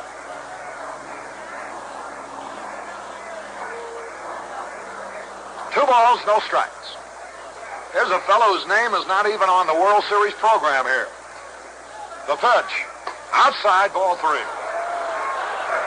balls, no strikes. He hasn't walked anybody yet, and no Red Sox was walked except Yastrzemski intentionally. Now the 3-0 pitch. Way outside. He walked him, and here comes Cepeda. And you keep wondering how long they'll be able to stop Cha-Cha. Here comes Dick Williams out of the Red Sox dugout. He's coming out slowly, Pee-wee, to give. Looks like John Wyatt out there. Yeah, I saw Sal Magley, the pitching coach for the Red Sox, get up in the dugout over there, and he gave the indication like a big round man. That meant John Wyatt. They always have some kind of a little signal for each pitcher in the bullpen. John Wyatt throws pretty hard. He has kind of a sinking ball. It's called a Vaseline or some kind of a pitch. It's a sinker, we'll call it, Harry. Dick Williams went out to talk to Waslewski, probably to give John Wyatt a little bit more time to warm up. Cepeda comes up. He fouled out to the third baseman, and he bounced out to the third baseman and never had a good cut either time. A runner at first and nobody out. The Cardinals trailing by 2 runs, 4-2. Cepeda, who's had 2 out of 21 in the series. The pitch. Swings trying to go to right field, and he fouls it back. 1 strike and no ball. The last time Orlando was in a World Series was with the San Francisco Giants. He had 3 out of 19 that time, so the opposition in the series has you so thoroughly scouted, and they really pinpoint the key men in the batting order.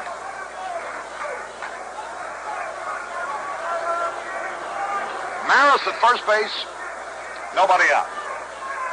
Maris, a good base runner. The stretch by Waslewski. The pitch to Cepeda. Swung again, trying to hit the right and fouled it out. He had a good cut, but he's in the hole now. 2 strikes and nothing. McCarver will be up there next. We're on the top of the 6th. Red Sox lead 4-2. As they really flex their muscles today with 4 home runs. Petrocelli has hit 2 of them. Reggie Smith and Yastrzemski hit the others. The Cardinals got their 2 runs in the 3rd. The pitch to Cepeda. High and inside. 2 strikes and a ball. The Cardinals got their runs after 2 are out after a leadoff double by Javier on successive singles by Brock, Flood, and Maris. Cepeda has changed bats. 2 strikes and a ball. The runner at first base is Maris. Gary Waslewski has just walked his first man. Now the pitch. Instead over to first, the runner is back. Waslewski has fanned 4. Walk 1. He's permitted 4 hits, all in the 3rd inning. 4-2, the Red Sox out in front. Top of the 6th. Waslewski delivers. Inside again, ball 2. And the count evens. 2 balls, 2 strikes. Harry, it looks like that Cepeda has not been fooled on any pitches. He just can't seem to make contact. Now, Orlando, he didn't just happen to get in a slump in the series. He was in a slump at the end of the season. He went 10 for 62. He only batted 161 in the late season. 2 balls, 2 strikes. The pitch to Cepeda.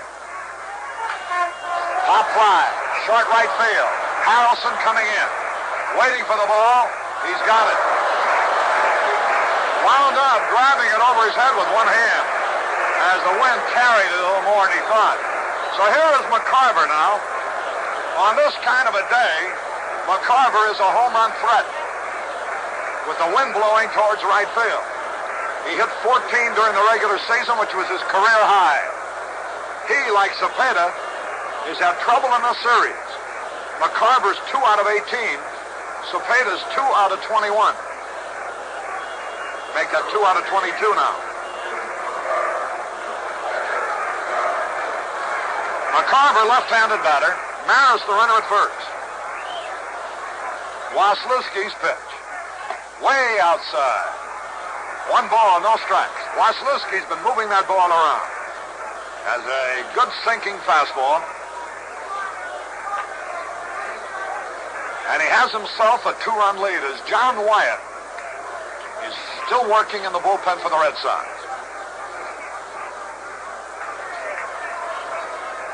Time is called. Waslewski regains his position on the rubber. Mike Shannon will be the next Cardinal batter. The pitch to McCarver. Here it is. Outside, ball 2. 2 balls, no strike. Waslewski, just watching him work, you would think he'd be far more effective against the right-handed hitter than the left-handed hitter, because he's wheeling the ball into the left-hand hitter. However, his sinker dips away. Rock has had 1 hit off him. Maris has had 1. So the left-hand hitters have had half the hits. Now the stretch. The pitch. High, ball 3.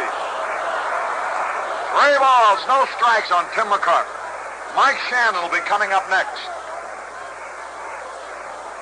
The score, 4-2, Red Sox. We're in the top of the 6th. The 3-0 pitch. Way wide. He walked him. That's 2 walks in this inning, issued by Waslewski. So the Cardinals have tying runners on at first and second with 1 out, trailing 4-2. And Mike Shannon, who has hit 1 homer in this series, that in St. Louis, steps up to the plate. No Cardinal has hit a home run at Fenway Park yet. A bright, sunshiny day. Boy, an artist couldn't draw a prettier picture than this day makes. The sky, a blanket of azure blue, fleeced here and there with little white powder puff clouds. The ballpark jam-packed, and the home team is leading. So far, it's a perfect picture in Boston. Len Dillon, our director here, doesn't like to hear me wax poetic. You described it perfectly, Harry. Attaboy, Pee-wee, you're my pal. Runners at first and second, one out. Shannon, nothing out of two so far. Hit the ball on the ground both times. Fastball sinks low and outside. Here comes Dick Williams out of the Red Sox dugout. And he's walking. He wants a new pitcher. He's already motioned to the bullpen. So Gary Waslewski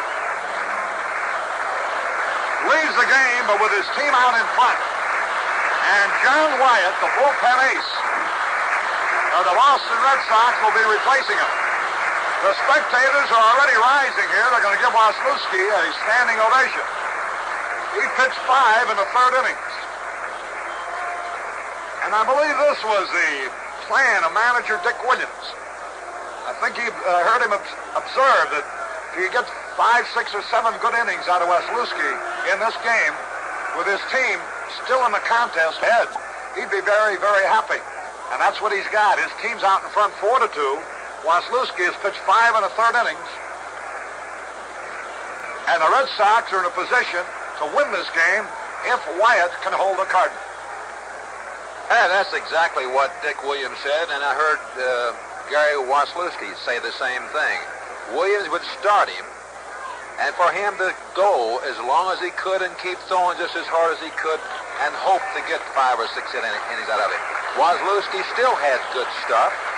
He just got, I believe he's a little tired, and he got a little wild. He had not walked a man until the 6th inning. He's now getting a standing ovation.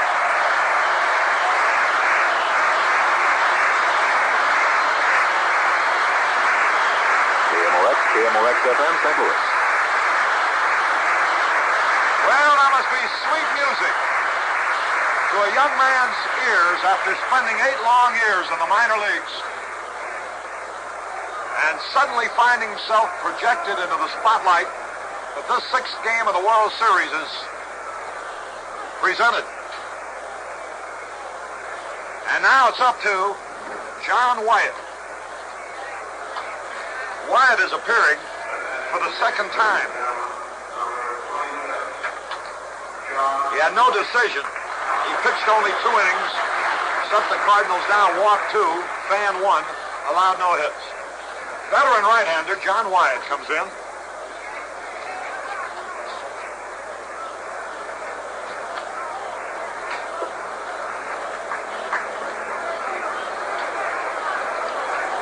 Mike Shannon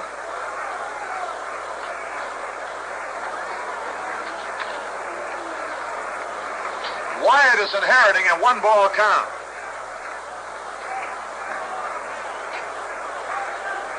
Wyatt was with Kansas City for about 6 years or so. Traded to the Red Sox, along with Roland Sheldon and outfielder Jose Tartabull. The pitch to Shannon. Popped up. On the infield is Petrocelli. Infield fly rolled in effect. He makes the catch anyhow. Shannon on the first pitch. Pop. Petrocelli. Wyatt won 9, lost 6 with an earned run average of 2.50. He's 32 years old. You know, these Red Sox have made some key deals. And their general manager, Dick O'Connell, deserves a lot of credit. For example, Wyatt, their ace in the bullpen, and they also have Tartabull, who has helped them this year. Started several games in this series. They picked up Harrelson. It wasn't a trade. Invested a little money and it's paid off. Here's Javier with runners at first and second and 2 out.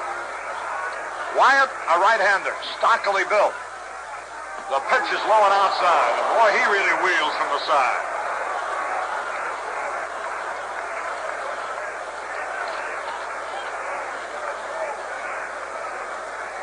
Wyatt, a 6-footer, weighs 200 pounds. 32 years old. Waslewski would be the winner if Wyatt holds the Cardinals at this point. The rest of the game. Waslewski has pitched the necessary 5 innings for a starter. Here's the pitch. Strike! Slider hit the outside corner. And boy, he throws hard. And I would imagine he's good and strong. He's only worked 2 innings in this series, which now is a week old. 1 ball, 1 strike, 2 men are out. Top of the 6th. Red Sox out in front, 4-2. Javier waiting. He's had 1 out of 2. The pitch. Swung and a miss, strike 2. Wyatt has a peculiar spin of his body, which I would imagine would add to the distraction of the hitter who hasn't seen him often. He sort of spins as if he's going to throw to second base before he delivers. Maris is at second base. McCarver's at first base. 2 men are out. Javier in the hole, 2 strikes and a ball. Cardinals trailing by 2 runs.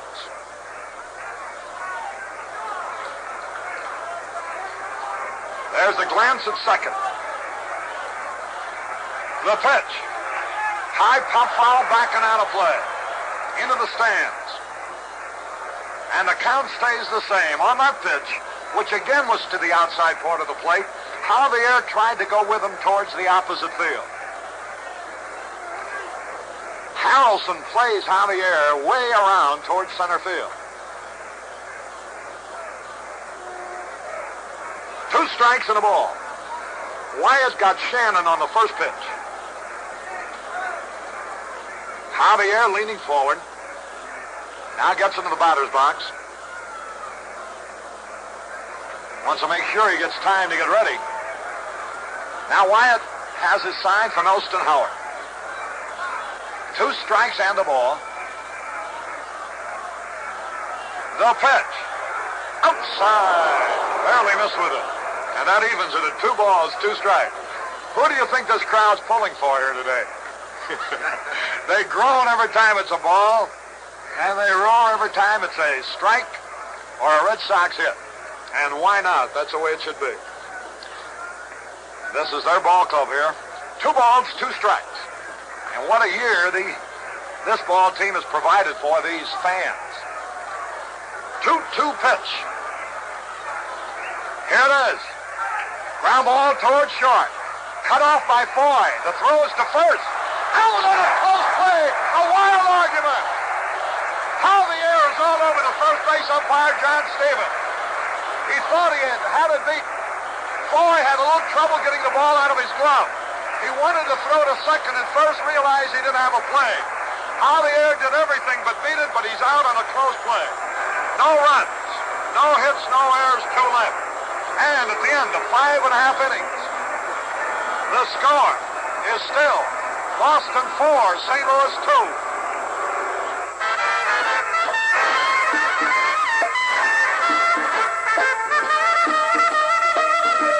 Now Pocahontas said, "Dear Daddy, I'm off to see the Dodge boys spread.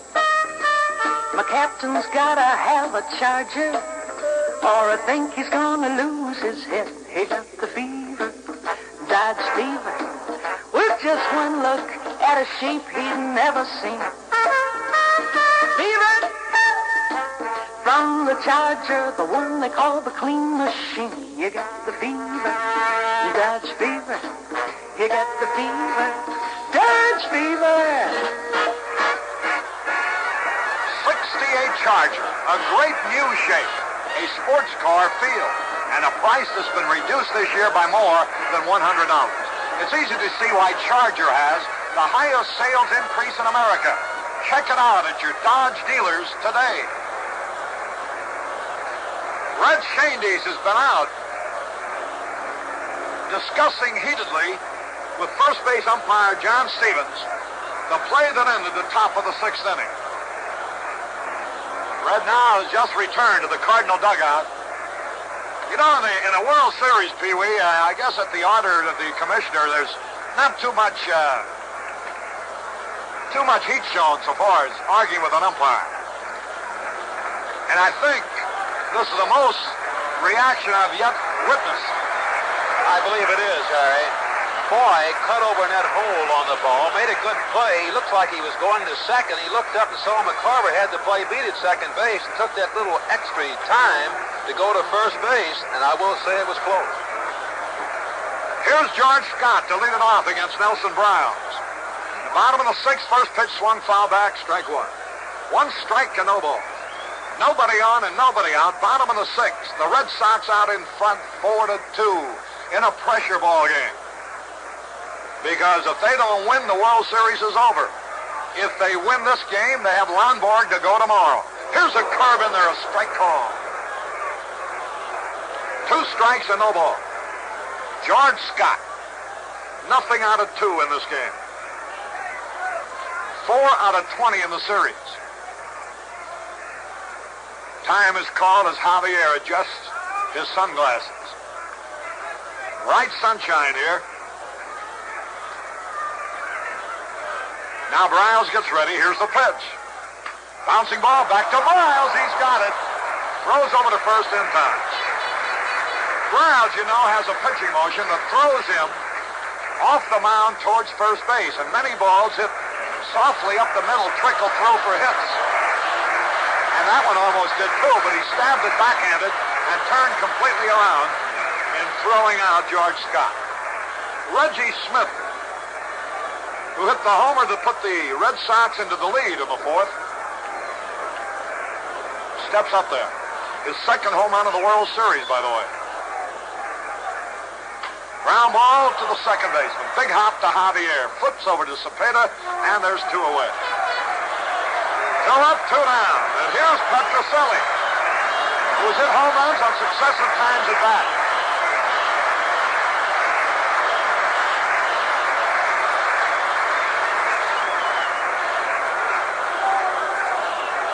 The outfield shades Petrocelli towards left field. He's had 3 hits in this series. All have been against Hughes. Swings and foul tips the first pitch. He has driven in 3 runs in this series, all against Hughes. So I imagine one pitcher that Rico Petrocelli will send a Christmas card this year will be to the Cardinal right-hander, who won the most games of any pitcher on the Cardinal staff, by the way, this year, 16. Jack LeMahieu is limbering up on the bullpen for the Cardinals. Swung on, popped up. Javier looks down, loses the ball in the sun, but Maris comes in to help him out and makes the catch. Petrocelli pops to Maris in short right, who realized that Javier had lost the ball in the sun and came in. 1-2-3, nothing across. The score at the end of 6 innings, Boston 4, St. Louis 2. Now we're happy to present the worst person of the week. Our scouts have made their selection of worst person, and your name is... I'd rather not give it, with the awful things I've done. Okay. Now, you are a family man. Did your wife know how awful you were when you got married? Well, she got an inkling of it when I refused to say I do at 3 different wedding ceremonies. That's terrible. What are some of the latest dreadful things you've been doing? Go into a department store wearing a carnation looking like a floor walker. People ask me directions. I send them to the wrong floor. Despicable. I like to drive on the turnpike in weekend traffic and purposely run out of gas in the middle lane. Then I get out of the car and just shrug a lot. I've seen you. The worst thing I do is to my own family. I hide the can of Right Guard just when they're all getting ready for a big night out. They all share the Right Guard? Well, that's the beauty part of it. It's a spray, see? And they all use it. So I don't leave just 1 or 2 defenseless. I leave them all 6 defenseless. You certainly are the worst person of the week. Thank you. And another horrible thing I do is leave myself defenseless. I've noticed. Top half the 7th inning. St. Louis Cardinals 2 runs on 4 hits. The Boston Red Sox 4 runs on 5 hits. Darryl Max will be the first hitter. We have a new right fielder, Jose Tartabull. Harry? All right, Pee Wee, Maxville is nothing out of 2 in this game. 2 out of 14 in the series. Tartabull has just been announced in right field as a defensive move by manager Dick Williams.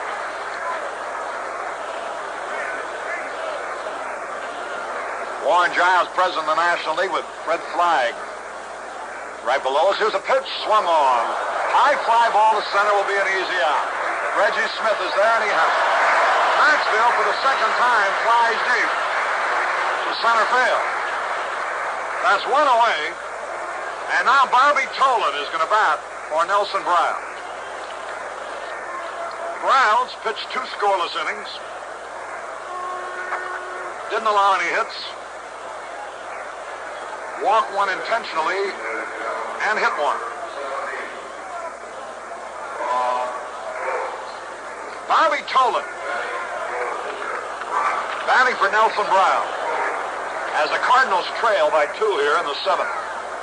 Wyatt's pitches a fastball low and outside. Tolan making his 3rd appearance in a World Series game. All this year, of course, he's hitless. Now the pitch, and it's a curve inside. Ball 2. Lou Brock will be next.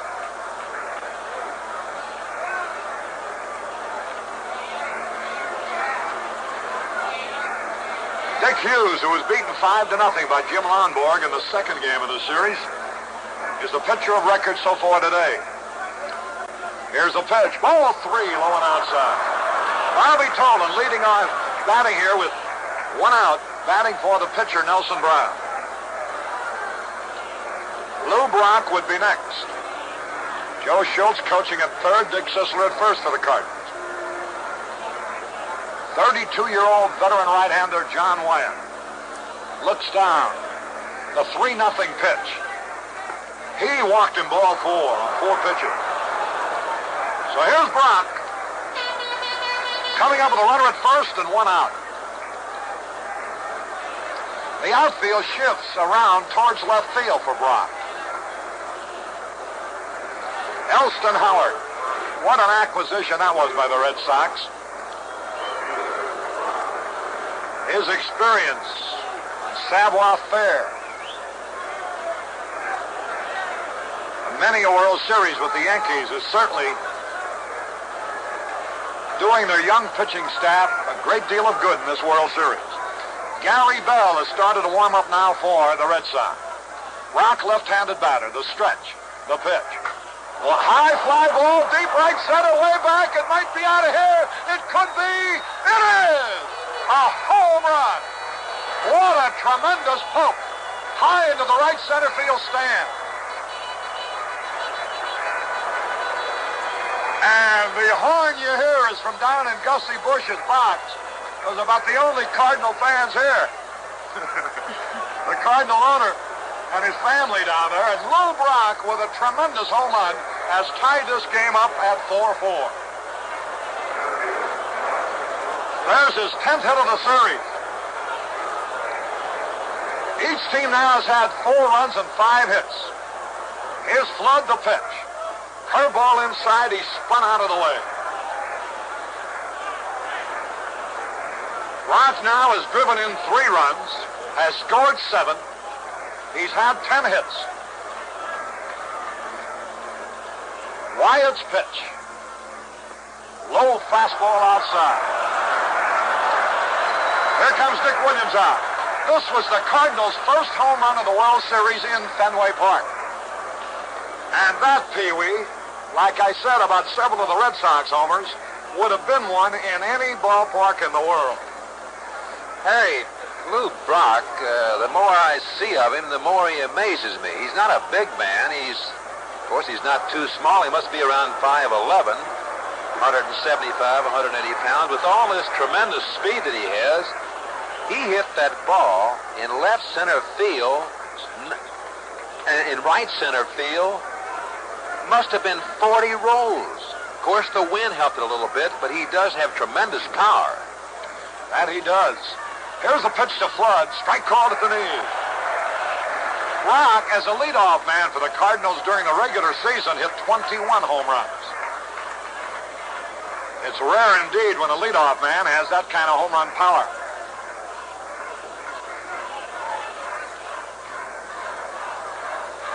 Game tied 4-4. Here's the pitch to Flood.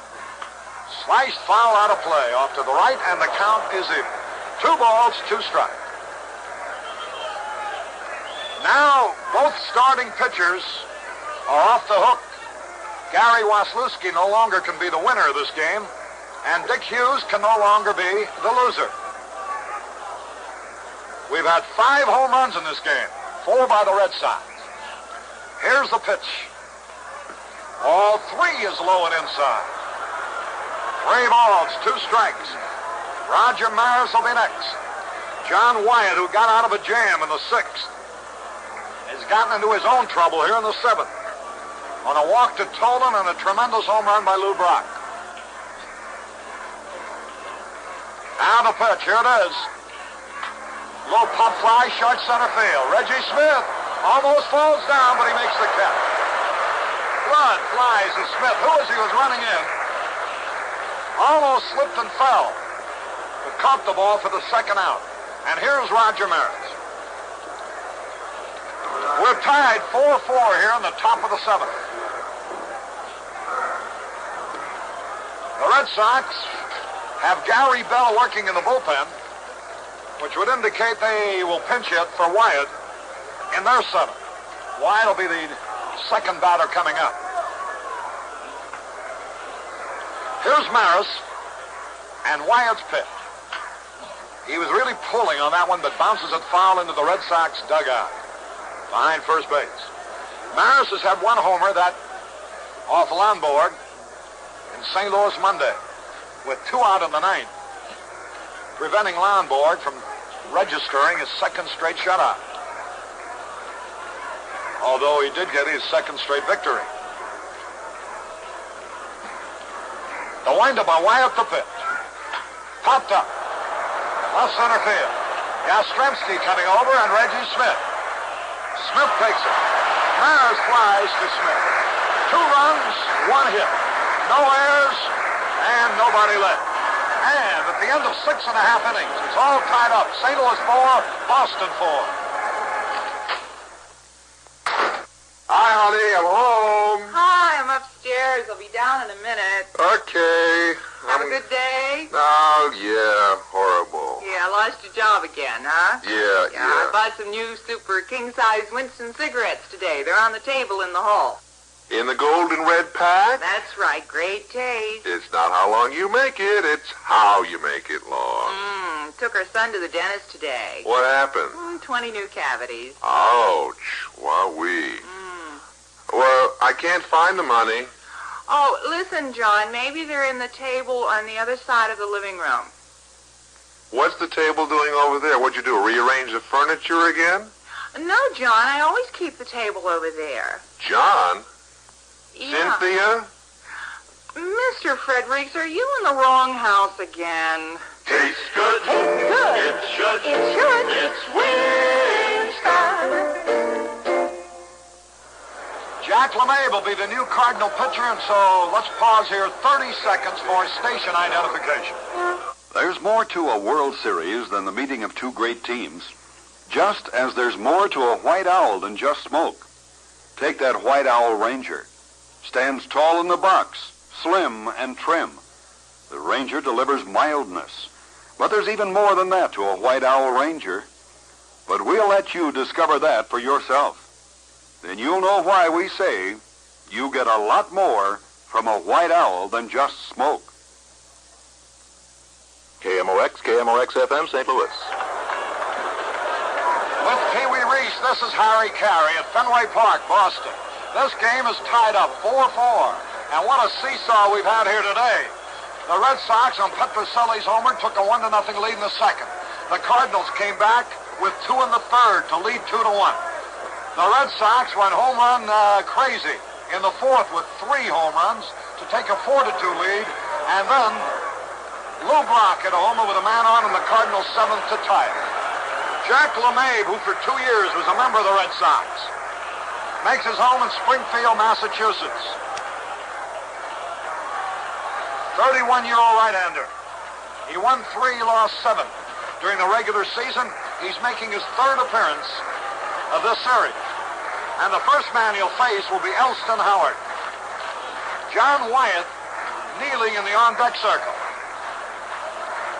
So maybe he's going to hit for himself. Here's the pitch to Howard. And it's a curveball outside. Elston Howard has had nothing out of 2 in this game. 2 out of 14 in the series. Ball game in the bottom of the 7th. Tied up 4-4.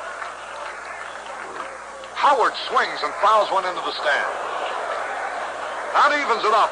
A ball and a strike. Boy, it's been an exciting World Series. As the amazing Red Sox have pushed the Cardinals right to the limit.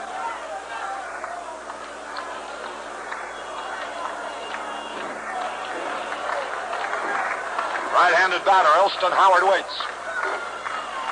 1 ball, 1 strike. LeMahieu's pitch. Strike 2 call, the fastball. He had some mustard on that one. And the count, 2 strikes and a ball. John Wyatt due to be next. Cardinals have used 4 pitchers now. The Red Sox 2. Howard steps out of the batter's box. He's in the hole, 2 strikes and a ball. The pitch. Curveball missed with an outside.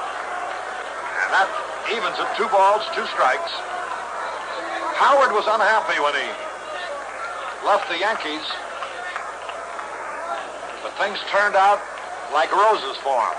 Here he is in another World Series. A pitch, foul back. He was in 9 of them with the Yankees. He's had 5 home runs in World Series play and has hit .261. The first time he ever batted in a World Series was against Don Newcomb, Yankee Stadium, and he homered his first time at bat. 2 strikes, 2 balls, a pitch. Bouncing ball. It might be a tough play for somebody. Here's Shannon throwing. In time, he almost collided with Maxwell. Oh, that was a slow dribbler past the mound, rolling toward Sharp. Shannon and Maxwell were both sprinting for the ball. Shannon got there first. And still running, fired to Cepeda for the out. And now we're going to have a pinch hitter coming out. Looks like Dalton Jones. Dalton Jones, who has hit well in this series. He's batted .353 with 6 hits. Dalton Jones will be the batter. So we'll have a new Red Sox pitcher coming out in the 8th. Cepeda comes in to talk to Jack LeMahieu. 1 out, nobody on. The game tied. Jones had 3 homers, 25 runs batted in, hit .289 during the regular season. A line drive hitter who hits the ball to all field. Here's the pitch by LeMahieu. Fastball outside. And Jones wants the umpire to look at the baseball. He does and tosses in a new one. The sun has gone into hiding at the moment. The pitch to Dalton Jones had a good cut and he fouled back. 1 ball, 1 strike. Boy, after a 162 game schedule, this might wind up with only 1 game deciding the championship. Should the Red Sox win this one today, that's what the situation would be tomorrow. The pitch to Jones, high outside. 2 balls and a strike. Joe Harner is working in the Cardinal bullpen. A left-hander who was touched for a 2-run homer by Yastrzemski in the second game of the series. Here's a pitch. Line drive, base hit right field. Dalton Jones singles to right. And the Red Sox have the lead run on at first base with 1 away as Joe Foy comes out.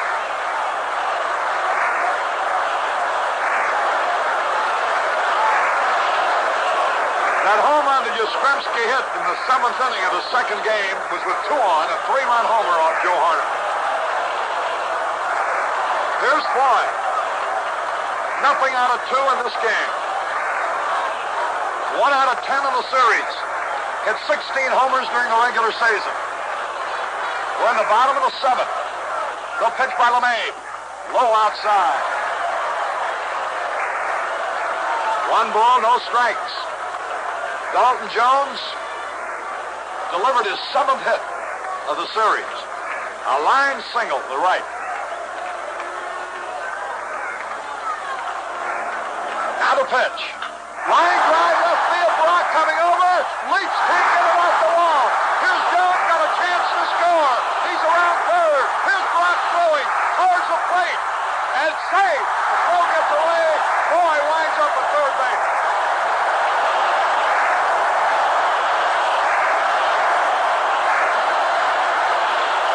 Lou Brock gambled on the line drive off the bat of Foy as he raced to his right, leaped high into the air.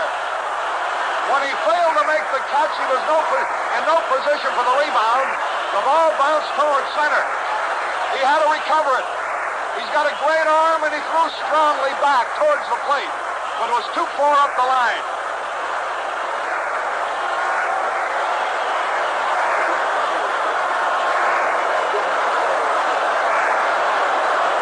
Let's see if they're going to credit Foy with a double or triple. He has driven in a run that puts the Red Sox into the lead. And that's going to be all here for LeMay. It's a double for Foy, driving in a run that gives the Red Sox a 5-4 lead. With Mike Andrews, double for Foy, driving in a run that gives the Red Sox a 5-4 lead. With Mike Andrews due to be the hitter. We have Ray Washburn out in the bullpen, along with Joe Horner. I believe it's going to be Horner.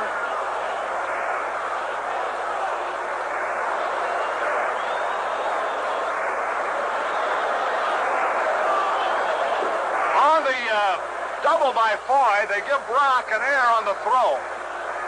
I thought perhaps he was headed for third base to take that base anyhow. So Brock will get an air on that throw, which was a strong throw, but up the line towards first base from home plate.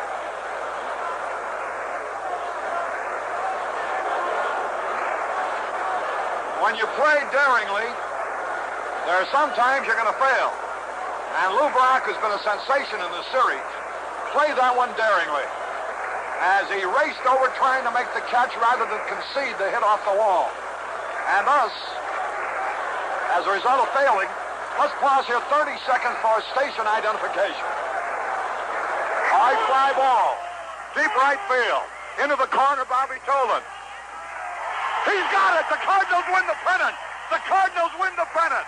And boy, they're all... Holy cow, that was a night I'll never forget. The Redbirds clinched the pennant. Best in the National League. And, for the best popular price beer in America, clinch a cold glass of Busch. Busch delivers all the satisfaction a cold glass of beer can give you. Busch, best popular price beer in America. KMOX-FM, St. Louis. Carey and Pee Wee Reese in an exciting ball game which finds the Red Sox now seesawing back to the lead.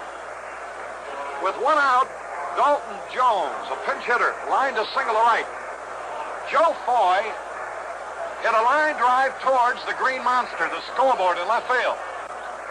Lou Brock, racing at breakneck speed, leaped high into the air, couldn't reach the ball. His momentum carried him away, and it required him some time to recover. Upon recovering the ball, he fired towards the plate. But Foy was safe, and the throw got away. Or rather, Jones was safe, and when the throw got away, Foy advanced to third. Now Joe Horner comes in. The Red Sox have had 7 hits. 4 of them have been homers, another one's been a double. The infield comes in for the Cardinals with a play at the plate. There's only 1 out.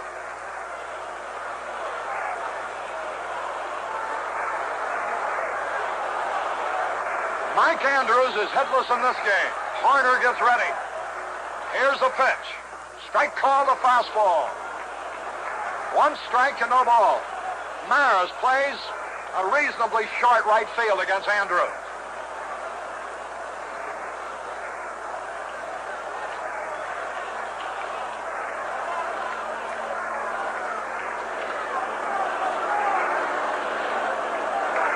Joe Harner getting ready. Here's the pitch. Inside, a fastball. And the count is even at a ball and a strike.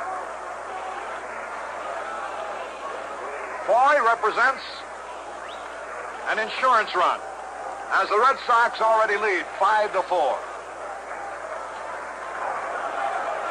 Infield on the grass for the play at the plate. Joe Harner, a southpaw. Here's a pitch. Fouled out of play. Strike two. Now, we wondered when this wall would finally have some effect on a game. I think this double by Foy was certainly one such instance because of the sharpness of the wall. The left fielder always plays over towards center. In a regular, longer left field, that ball, as hard as it was hit, would probably have been caught. 2 strikes and a ball. The pitch. Line base hit. Left field. Andrews drives in. The 6th run for the Red Sox. They have a 2-run lead.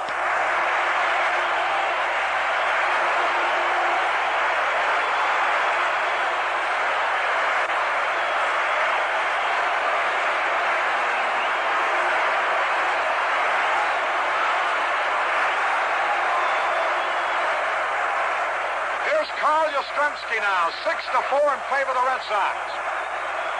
Yastrzemski homered in the 4th off Hughes. Here's Harner's pitch. Ground ball headed for right field, base hit. Here's Andrews around second, racing for third. He'll make it. Yastrzemski singles to right. Andrews going to third. Oh, you never know about a World Series. The Cardinals' biggest hitter during the season, Orlando Cepeda, has been completely stopped in this series. The Cardinals' biggest winner during the regular season, Dick Hughes, has been knocked out twice. And the Cardinals' finest relief pitcher all year long, Joe Harner, hasn't been able to get anybody out. And here comes Red Shandy. And that's going to be all for Harner. Jose Tartabull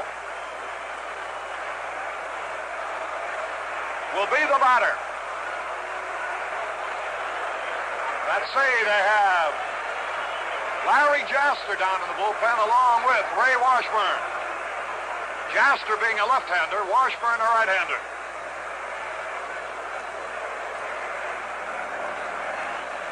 Well, this has been a hitter's day, Pee-wee. Well, as we talked about before this game started, Harry, both of these ball clubs have a good hitting ball club. They have good power. But I don't think either one of them has really shown it in the previous 5 games.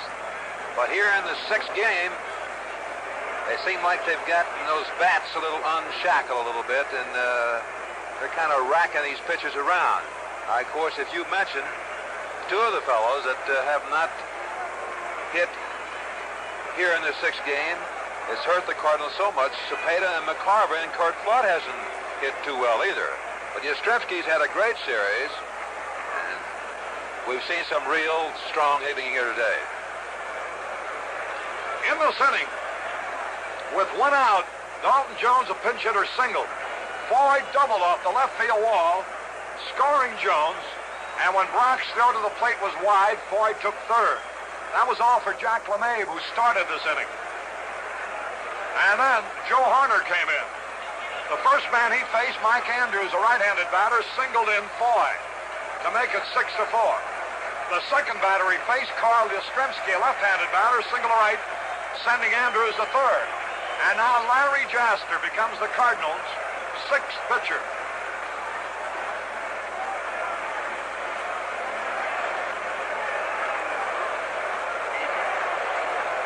The score 6-4.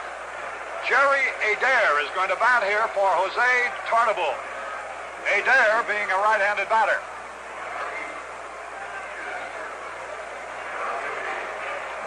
This ball game started on a hitting note when, with 2 out in the second inning off the starting pitcher Dick Hughes, Rico Petrocelli homered. They gave the Red Sox a 1-0 lead over the Cardinals.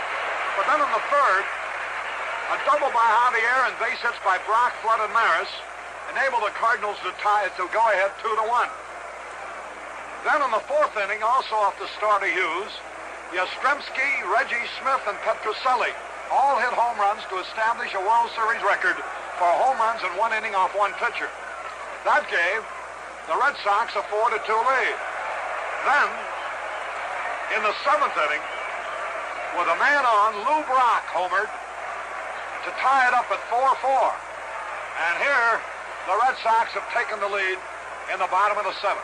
Jerry Adair with runners at first and third. Adair in this series is hitting .125 with 2 out of 16.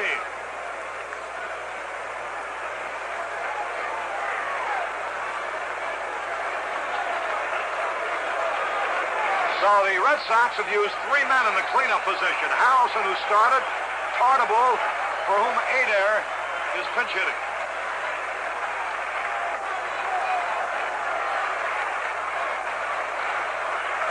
Adair hit .273 during the regular season. The pitch is a fastball low.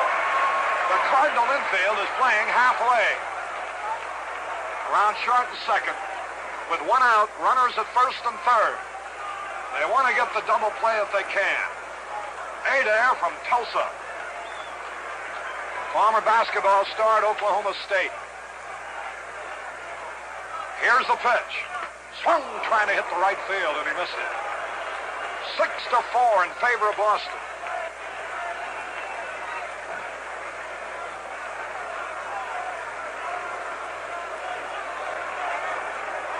The Red Sox have hit 4 homers in this game. The Cardinals have hit 1. Now Jaster's pitch. Fouled out of play into the press box.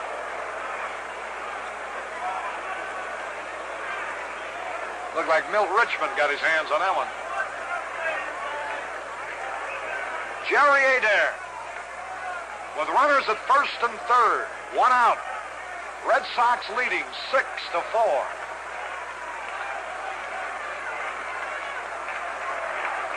Jaster's pitch. Long drive center field. Flood will get it, but the run will score. There's the catch. Here comes the runner. A sacrifice fly. Oh, the Red Sox leading 7-4. Adair drives in his first run of the series. With a count of 2 strikes and a ball, he lined to Flood in center field, and Andrews tagged up and scored after the catch. Here now is George Scott.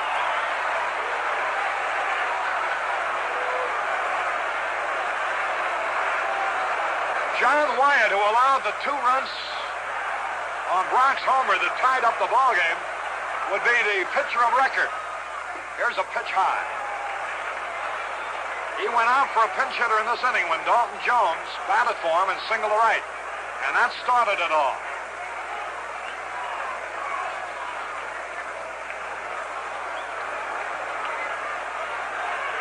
Larry Jaster,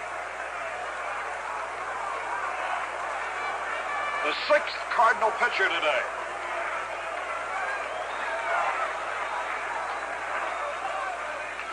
He swung and he missed. He tried to stop. He had gone around. That evens it up at a ball and a strike.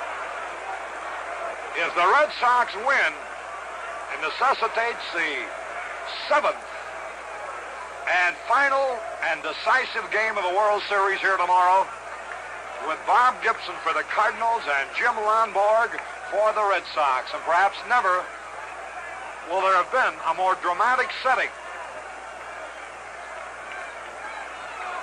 in World Series history. 1-1 pitch. He had a cut and he missed. Strike 2. 2 strikes and a ball. George Scott, nothing out of 3.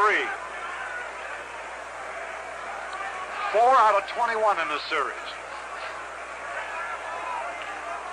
Yastrzemski, who has now enjoyed 2 3-hit games in this series. The pitch swung, ground ball. Maxfield breaking the wrong way, and the ball goes by him. Maxfield was breaking to his right. He must have lost the ball in the shirt of one of the fans, because the ball was hit right at him, and he was breaking to the opposite way. Pee Wee, many a ground ball went toward you at shortstop. What could have happened there? Harry, that's a good question. Unless that ball hit something in the infield and kicked back to the right, but he looked like just as soon as the ball was hit, he broke to his right, and the ball, if he'd have stayed right where he was, the ball would have come right to him. Ordinarily, you could lose the ball in the shirts, but today it's a little cool. Most of the people have on dark clothing. I don't know, Harry. It's funny, he moved as, we related, he moved to his right and the ball went to his left. So it's a base hit for Scott. And Reggie Smith, who has hit 2 home runs left-handed in this series, now turns around to bat right-handed against Larry Jasper. The pitch. And it's high. 1 ball, no strikes. The Cardinals have used Hughes, Willis, Briles, LeMahieu, Harner, and Jasper.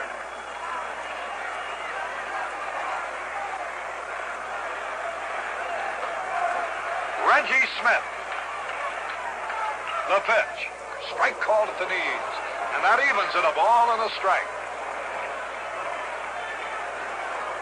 Runners at first and second. 2 men are on. 3 runs have scored. This is the second 3-run inning that the Red Sox have had today. The pitch. High pop fly, short left center. It might drop. Everybody chasing it. Base hit. Here's a 1-run scoring. Here's Flood's throw towards the plate, cut off. And Reggie Smith goes to second base.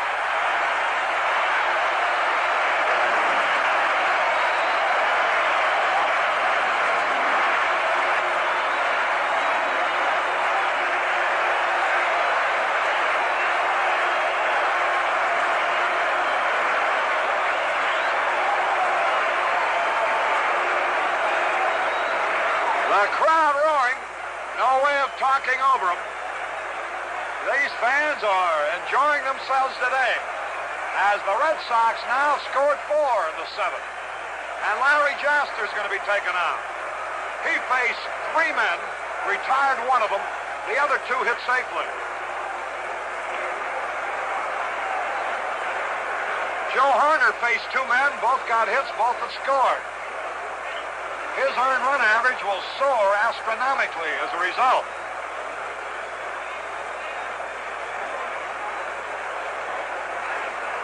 And this is the 9th man coming up. Rico Petrocelli, and all he's done today is hit 2 home runs, 2 out of 3. The Cardinals putting into action their 7th pitcher of the afternoon. You know, Pee Wee, I remember the 1964 World Series. The Cardinals leaving Yankee Stadium had a 3-2 lead. And we're coming back home to Busch Stadium, their old ballpark. And everybody thought that they would wrap it up in that 6th game at home. And the Yankees went on a home run barrage, reminiscent of what the Red Sox have done here today, and pounded the Cardinals badly, forcing the decisive game, which Bob Gibson then pitched for the victory. But that was at home. If they have to go into a 7th game here tomorrow, they'll be at a Fenway Park that has not yet been too friendly toward them. Well, Harry, of course, you have one thing, or shall we say the Cardinals have one thing going for them tomorrow. Of course, so does the Red Sox. But Gibson, in his 2 starts against this ball club, looks to me like he's just overpowered them. Now, he's going to have 1 more day rest than Jim Lombard, who has pitched terrific ball against the Cardinals. The one thing that kind of concerns me about the Cardinal ball club, They don't look like the champions here today. Of course, this happens to ball clubs. And their bullpen has looked like it's been very weak today. They've had trouble getting that one man out. And I know that winning that National League by 10.5 games, or whatever they won it by, I'm sure that their bullpen was much stronger throughout the year. There's Rico Petrocelli to face Ray Washburn. And they're going to walk him intentionally to get to Elston Howard. So the bases will be loaded, and the 10th man in the inning, Elston Howard, who started it all by bouncing out to Shannon, will be coming up again with the bases loaded. Howard, you know, accounted for the insurance runs in the Monday game in a similar situation when he popped a single to short right. Bases are loaded. 4 runs are in. 2 men are out, and Elston Howard is the batter. Ray Washburn winds. Curveball high and inside.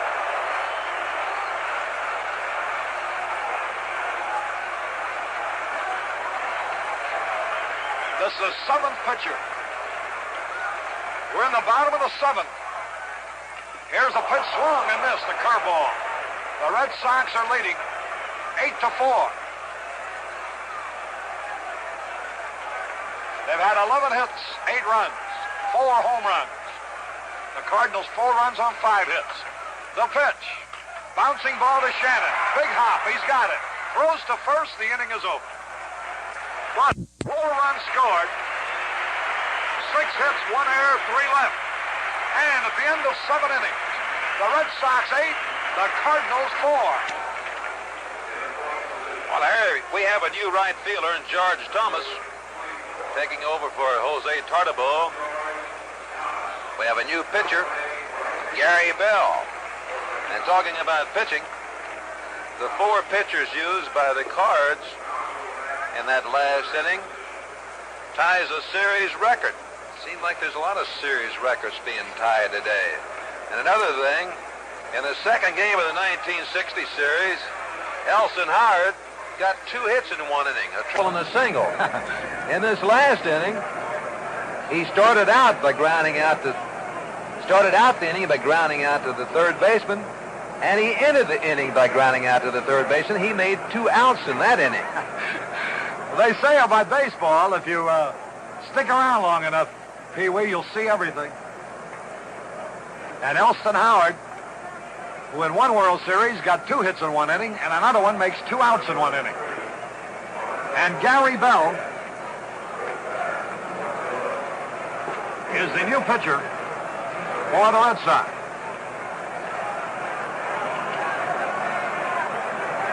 Top of the 8th, Cepeda leads it off, 8-4 Red Sox. Bell's first pitch is a high inside fastball. Bell's appearing in his 3rd game. He started 1, he relieved in 1. He lost the game he started. Shannon hit a 2-run homer off of him in that game. Here's the pitch on the way to Cepeda. And he missed. And the count evens at a ball and a strike. Cepeda with nothing out of 3 today. This is the 4th game out of the 6 that he's been hitless in. He's driven in 1 run. He hasn't hit any homers. He's 2 out of 22. Fouled it back and out of play, and he's in the hole. 2 strikes and a ball. And Pee-wee, whenever a guy's in a little bit of a slump, no matter who it is, it always seems like every time you look up, he's got 2 strikes on him. Yeah, it certainly does. Evidently, it gives that pitcher a little confidence. Just get it over. He won't hit it. But as I said before, it looks like, now, you know, if the pitcher was throwing him a curveball and making him look bad, you'd say, well, this fellow's timing is completely off. But he's having a very good cut at the ball, staying it on the ball, but all he's doing is popping it up, just not quite getting it, or he's fouling the ball off. Top of the 8th, 8-4 in favor of Boston. And Gary Bell winds. Here's the pitch. He didn't mean to swing. A little tap over the pitcher's head. In fast, the second baseman can't make a play. It's a hit for Cepeda. On a little roller, over the pitcher's head. Andrews came charging in, but the only possible play he would have had is if he could have picked the ball up barehanded, which he didn't do. So it's a scratch hit to start the 8th. And here's McCarver. Like Cepeda in a slump in the series, 2 out of 18. You have to admire Cepeda. He gets down on first base. This is this is a real cheap hit he just gets, but he hasn't lost his spirit. He's howling to McCarver, giving him the fist, says, come on, let's go, let's go. That's great. So we have a Red Sox leading 8-4. Here's a pitch to McCarver, swung on and foul. The Cardinals have a runner at first base with nobody out in the 8th. 8-4. Boston. Activity out there in the Red Sox bullpen. A left-hander, the only left-hander they have is the 19-year-old youngster Ken Brett. So he's working out there. McCarver with a count of strike 1. The pitch. Curveball inside, evens it up. 1 ball, 1 strike. Gary Bell.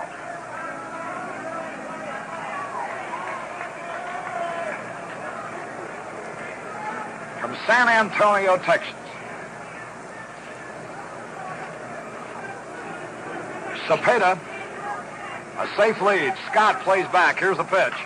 Fly ball to left field. Going back is Yastrzemski near the wall. One-handed catch. Beautiful play.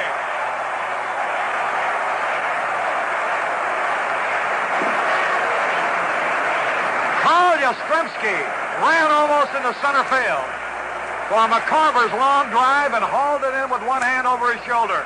And Dick Williams now, the manager of the Red Sox, comes out to talk to Gary Bell. That ball was really hit. You know, there's an example, Pee Wee, of what I was referring to with Lou Brock on the double by Foy. Every left fielder in this ballpark, because of the short distance down the line, plays far over, abnormally over towards center field. Now, there's a play ordinarily as an extra base hit. But because Yastrzemski starts off playing towards center, he's able to reach the ball. And Brock, by contrast, playing over towards center field, couldn't reach a ball that was hit to his right in what normally would be his position. So there are peculiarities presenting themselves as a result of the construction of the ballpark. Here's Shannon. The curve is low. Shannon homered off Bell in St. Louis. He's nothing out of 3 in this contest. 1 out, 1 on, the ball game in the 8th. Bell's pitch. Swung and he missed the fastball. That evens it, a ball and a strike.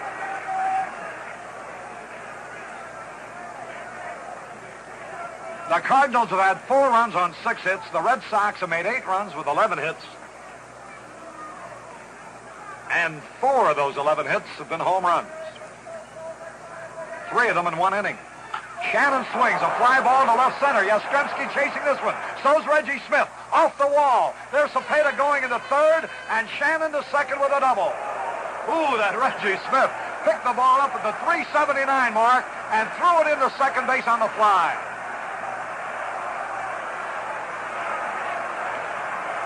Shannon has doubled off the 379 mark. And here's Javier. After Cepeda's scratch hit, McCarver hit a line drive that Yastrzemski made a fine play on, and Shannon banged one off the left center field wall. Here's Javier. Runners at second and third. Javier 1 out of 3 in the game.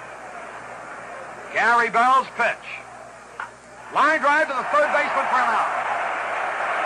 Javier lined hard to Foy. That's 2 gone, and here's Maxwell.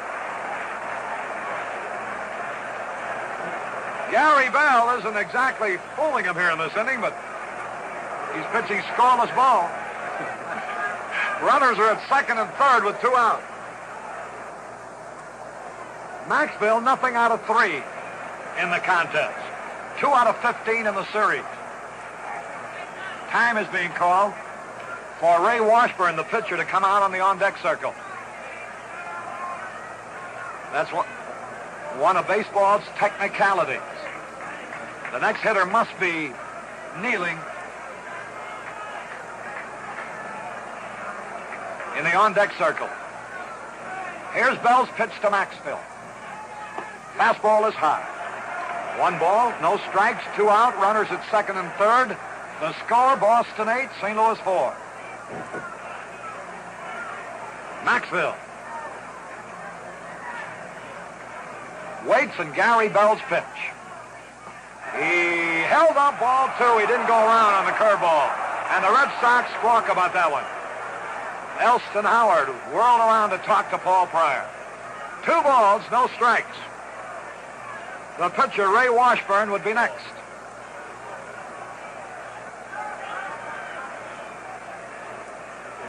Now the signal. Here's the pitch. Strike call to fastball. Hal Woodashik, veteran left-hander, who started in the American League, is now warming up in the bullpen for the Cardinals. 2 balls and a strike. Maxfield the hitter.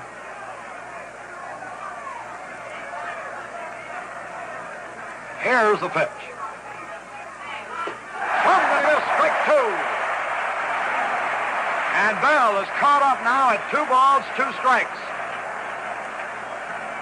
Gary Bell comes in protecting a 4-run lead. The pitcher of record right now is Wyatt for the Red Sox, and LeMahieu, a former Red Sox, by the way, for the Cardinals. Gary Bell's 2-2 pitch to Dow Maxfield. High pop foul backing out of play. There are 2 men out, runners at second and third. We're in the top of the 8th. A wild ball game today, in which the Red Sox are leading 8-4. 2 balls, 2 strikes, 2 out, 2 on. Gary Bell is ready. The pitch to Maxfield. Here it is. Ball 3.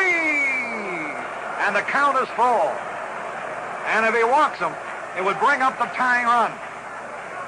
Whomever it might be, it won't be Washburn, who is scheduled next.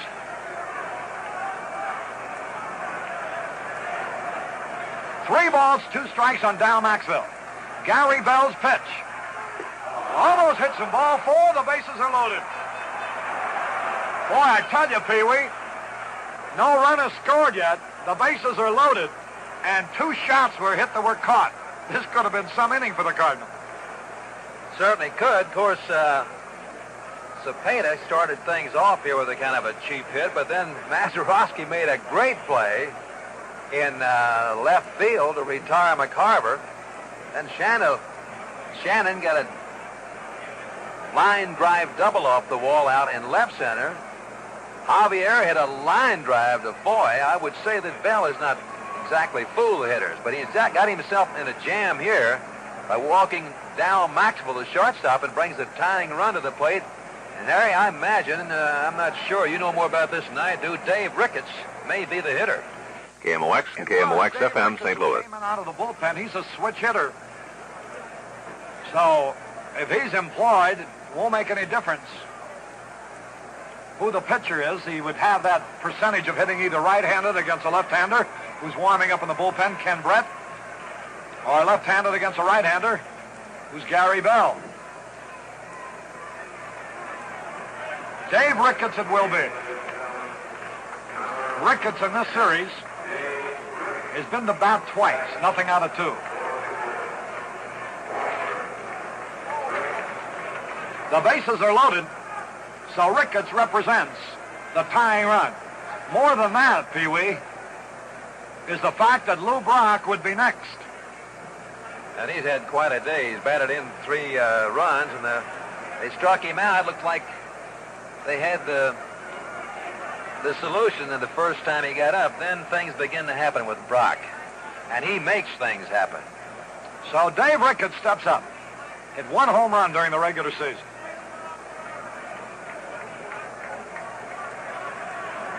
The outfield plays him straight away. Yastrzemski's great catch on McCarver's line drive is a big play in this inning. Bases are loaded. 2 men are out. Gary Bell into the windup. The pitch to Dave Ricketts. Swings and he fouls it back and out of play. 1 strike and no ball. We're in the top of the 8th. In the most eventful ball game of the whole series. The emphasis has been on muscle today, not pitching. It's brute strength, not finesse this afternoon. 8-4, Red Sox. The pitch to Ricketts. Inside, a slider, barely missed. And the count is evened up at a ball and a strike. 2 men are out. Maxville's at first, Shannon at second, Cepeda at third. The score 8-4, Boston. The Cardinals will tie another record today. In the bottom of the 8th, their new pitcher will be the 8th Hughes. And that ties the series record. Here's the pitch to Ricketts. High fly ball into left field. Yastrzemski's back waiting. He's got it to retire the side. Scored with no run. 2 hits.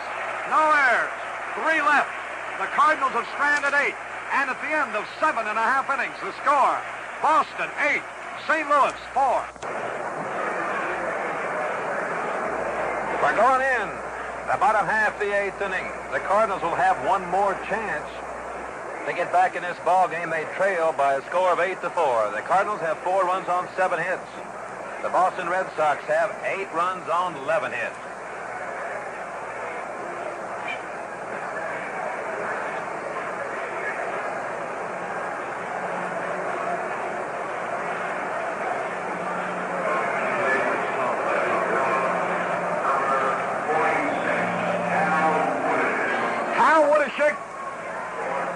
Enters the ball game as the 8th pitcher for the Cardinals, and that ties a World Series record. Set by Cincinnati against the Yankees in 1961. George Thomas will lead it off. Came into play right field. Right-handed batter. A pitch by Woodchick, swung and fouled back. Thomas making his second appearance. His first time he pinch hit was retired, striking out. We're in the bottom of the 8th. Here's the pitch. Bouncing ball to Maxville. Big hop. He's got it. Throws to first. In time. And here is Joe Foy, the third baseman. He got that big double in the 7th inning that started things rolling for the Red Sox.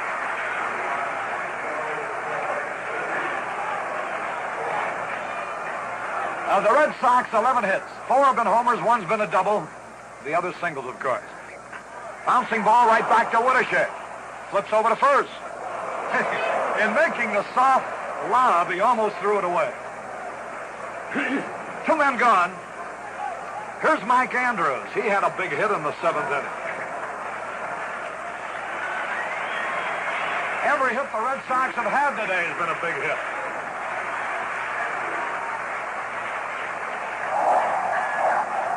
Yastrzemski had 3 out of 4 in the second game of the World Series, and he's had 3 out of 3 in this, the 6th game. Andrews hits a bouncing ball behind second base. Maxville can't come up with it. It will be a base hit. A high hopper over the middle. It's a hit for Andrews. It gives him 2 out. Listen to the hand for Yastrzemski. Standing ovation.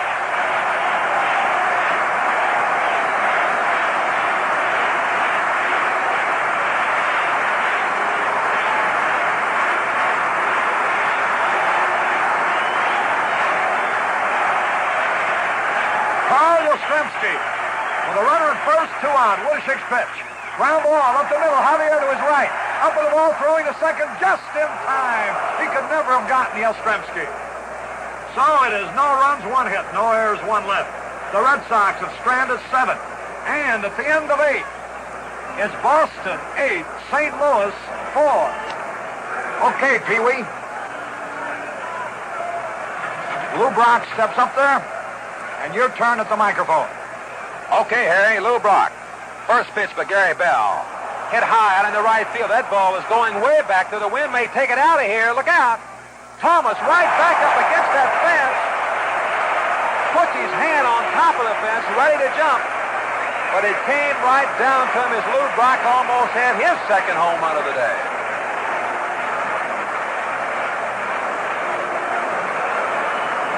George Thomas got back to that fence, put his hand up on top of the rail, ready to leap in the air, but the ball came right down in his glove, so it's one away. And that brings up Curt Flood. Curt, 1 for 4. Got a base hit in the third inning. Gary Bell's first pitch to him, inside, ball 1. 1 ball, no strikes.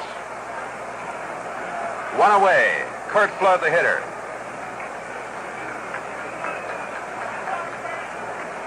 Gary Bell in the windup. Here's the pitch to Curt. Ball hit right back through the middle. Mike Andrews over. Fumbles the ball. The throw to Scott. They got it.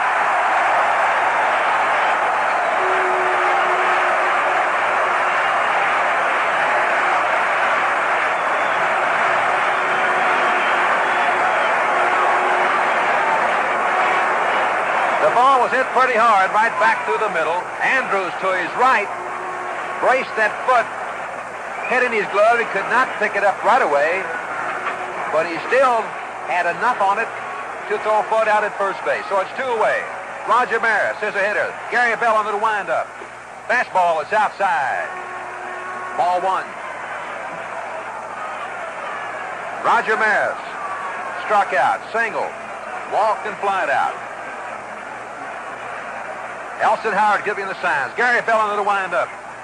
Fastball hit off out into left field. Could be in there for a base hit. So Swift cannot catch up with it. Barehanded. He finally slaps it and knocks it down. Roger Maris holds on at first base as Roger gets his second hit of the day.